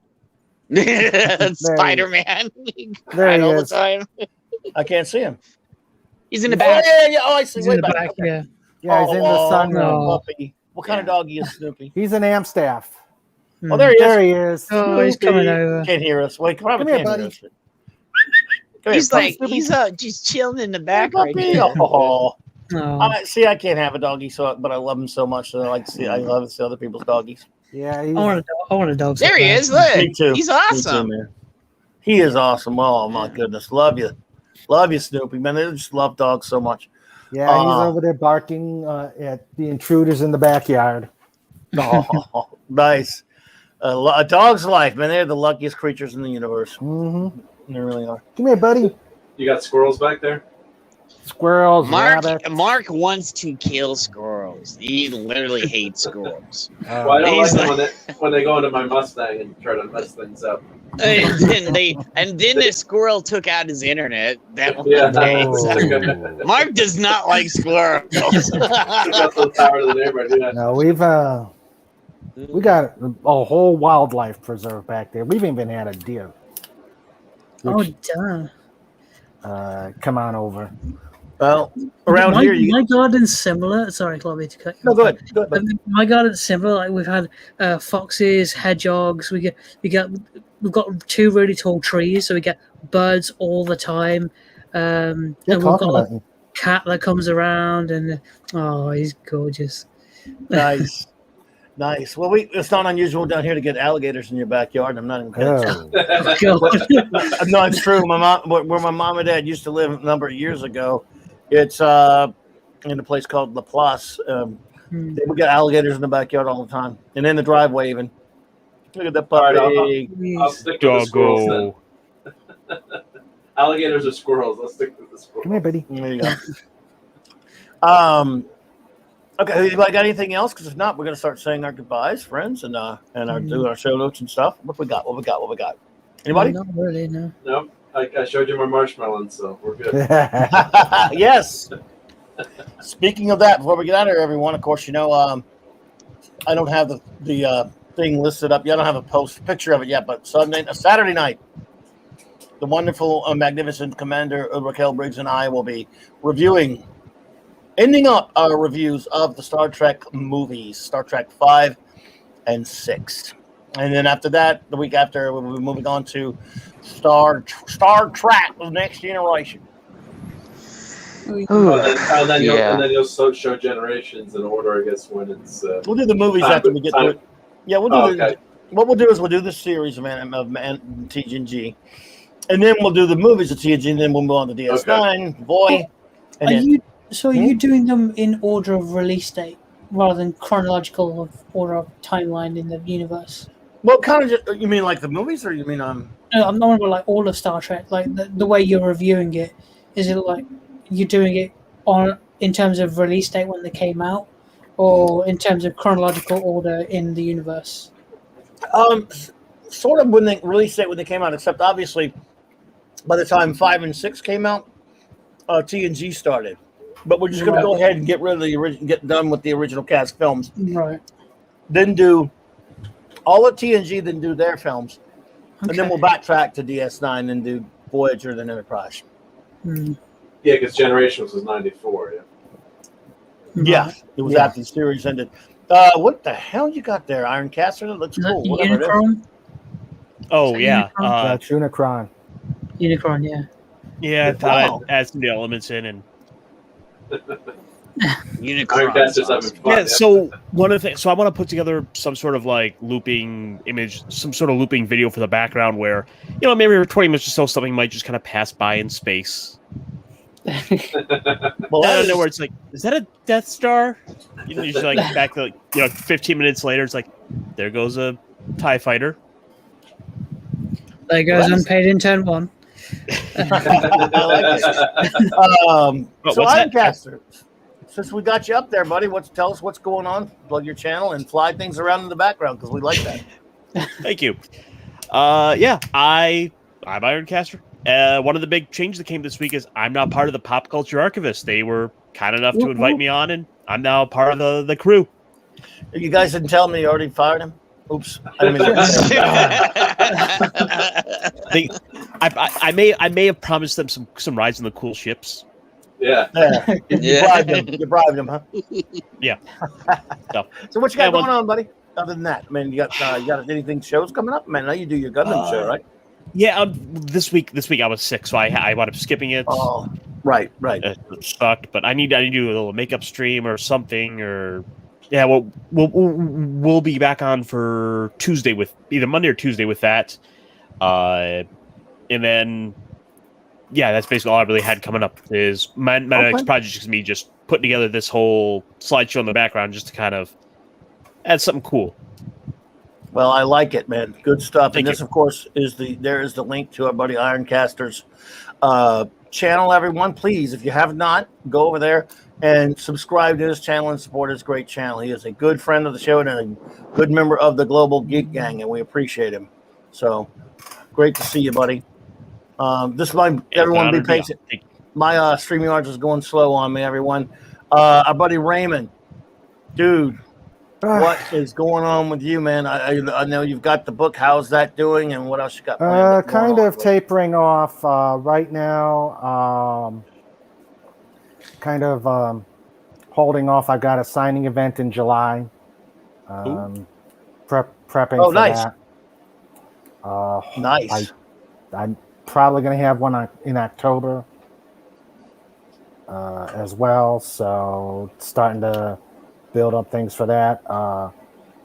Draft for 3 is in editing. Oh, nice.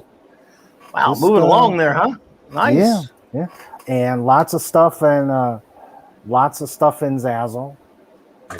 Get some shirts, get some cups. Fed for Hire is helping me out with some more designs so we can help promote it. Excellent. So all right, man. So it's all good. Everybody have a happy, for the Canadians, have a happy Canada Day. For everybody else, for all the cool kids, have a happy Independence Day. Happy July 4th. I'm going to have family over on Saturday, and the rest of the weekend will be chill. Fantastic. This is one of my favorite times of year, man. 4th of July weekend, and I got. Let's see here. Let me get that off of there. Let's see. What? There we go.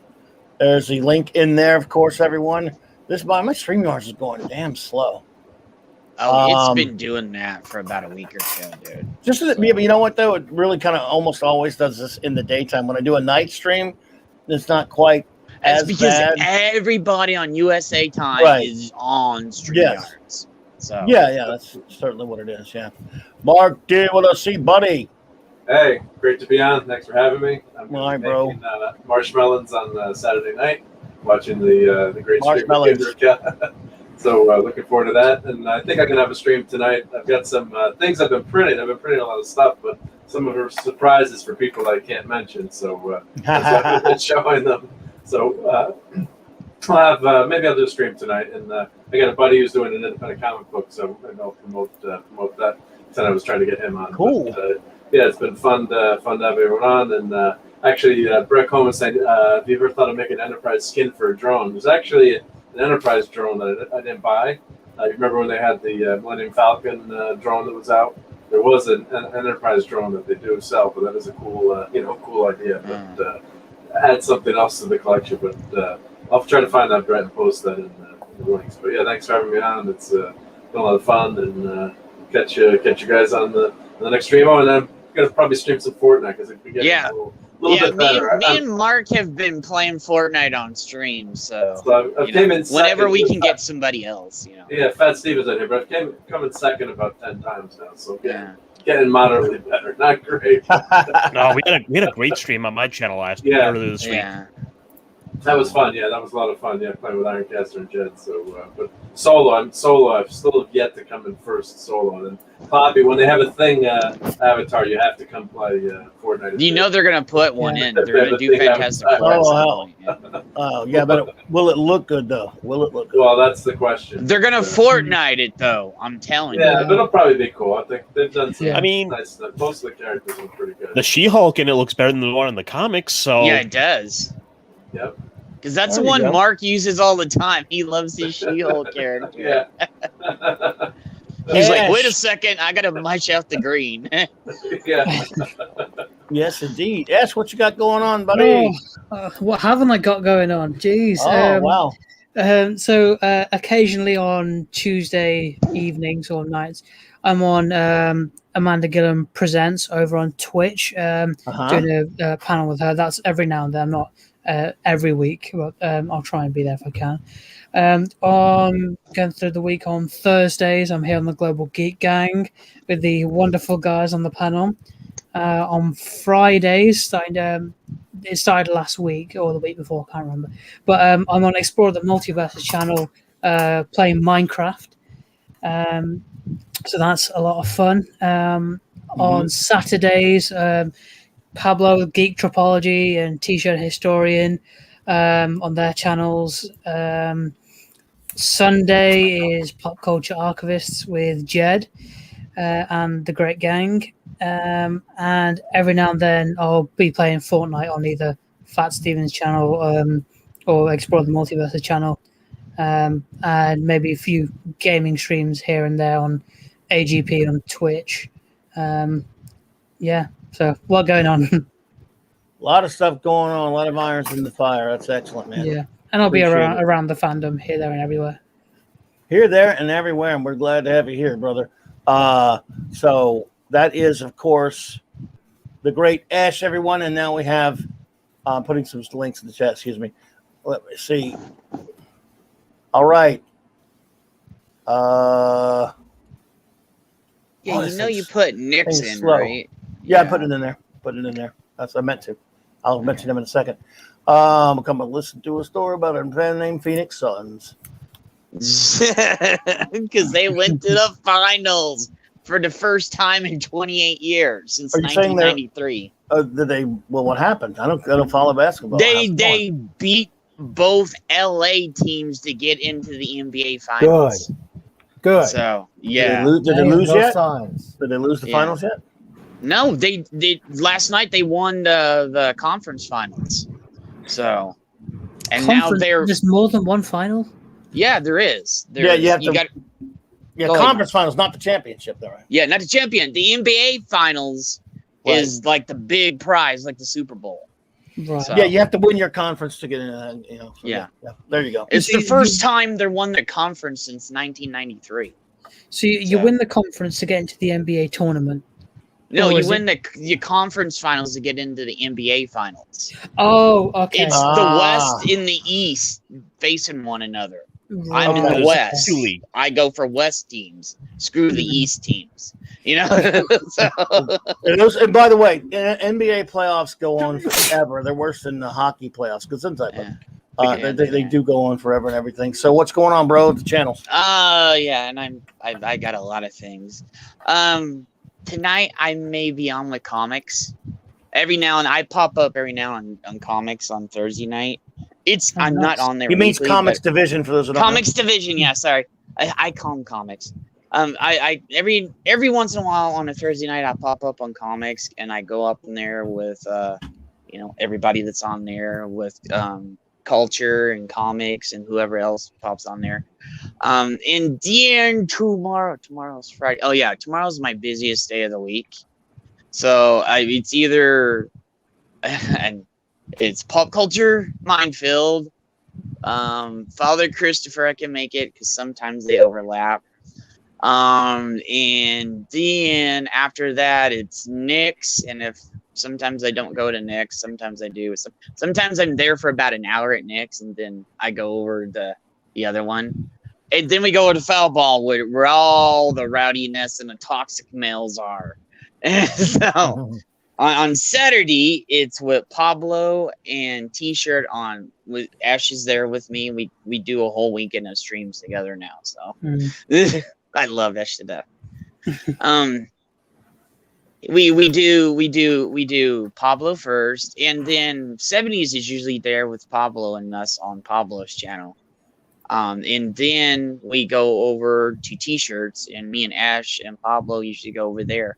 On Sunday, this weekend, we will be having /4th of July / what I've dubbed now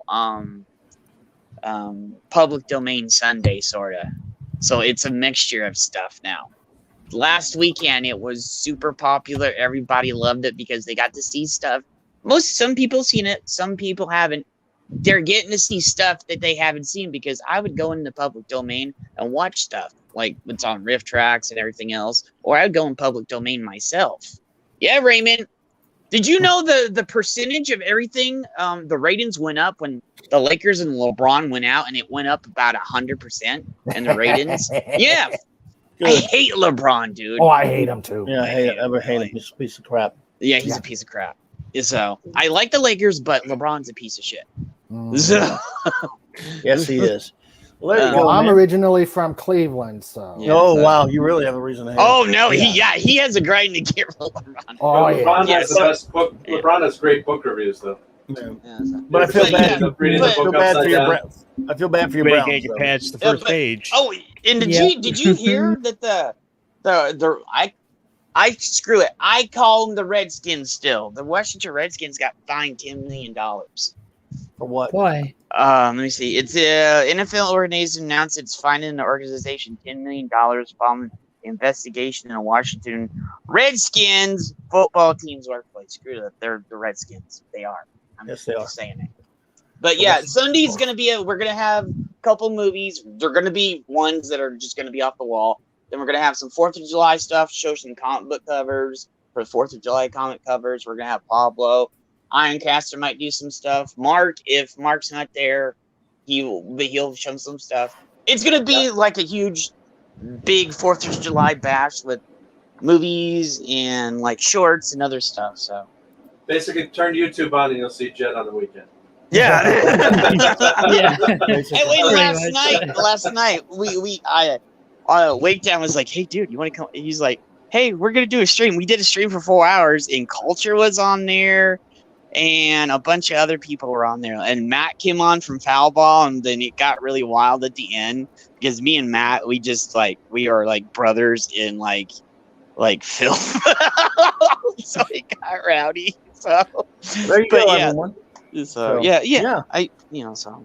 there you go. All right, buddy. Well, again, let's see. Before we get out of here, we want to thank the great Nick Weiser of 32 Flavors of Nick Weiser. There's the link in the chat. Please, if you have not supported this great channel, great food reviews and comics, and he goes to Tuesday nights, Toxic Masculinity, where they do classic old macho movies, and it's a great time. And he's a good friend, and we appreciate Nick, so we love him, and we love our good buddy Pat Steven Seagal. Please go to his channel and support that as well. What's that? I was just gonna have to say, I forgot to tell you. I've been going on every Tuesday with Nick. So sorry, Nick. I'm sorry, I forgot it. Forgive me. Every Tuesday night, like he said, we're gonna have Toxic Male night, and this movie this week is Tango and Cash. So everybody get your asses over there. The last 2 weeks have just been extremely awesome. We had Roadhouse, and then we had Running Man this last Tuesday. So Tango and Cash is this Tuesday. So everybody, please come over there and support Nick. All right, absolutely. Cash. Thank you all, everyone, for being here today. You've been fantastic. And of course, thanks to everyone who joined us on the panel today. We appreciate all of you. And again, what a great chat. You're all amazing. And again, hopefully see you back here for all the different shows we've been mentioning and all these channels. In the description below are the links to many of my great channels. Great friends channels, not my channels. Friends, channels of great friends, blah, blah, blah, blah, blah. But anyway, and one other just so note, next Wednesday starts Iconicon, and you can find the schedule. I'm going to put the schedule up later. I don't have a link to it now. I forgot the link. Damn it. But and Wednesday night I will be hosting a panel. It'll be 6 p.m. Eastern time with the great retro blasting Michael French. He will be there with me, and Alex Sanchez of the Infinity Equation podcast. That panel will be about comic shops of the 80s. The whole virtual con is mostly about many, many, many different topics of the 80s. It's going to be terrific. It's going to be just so much fun. A lot of great content. And I will, like I said, I talked a lot about it last night. I went through the schedule last night, a little bit on last night's show, and we'll do so again soon. So thank you all so much for being here today. I really appreciate you. And let me just play this out with our outro. Thanks to the great Stone Loki, and everyone have a great night. Day and night. There you go.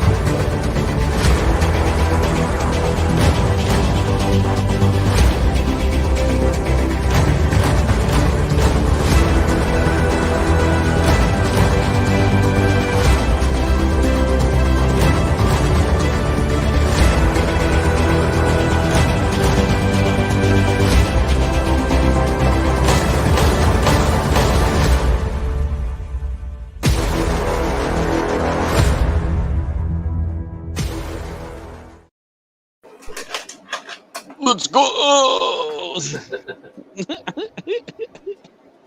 We're not live, right? Yep. Yeah, it says we're live. Oh no, we're still live.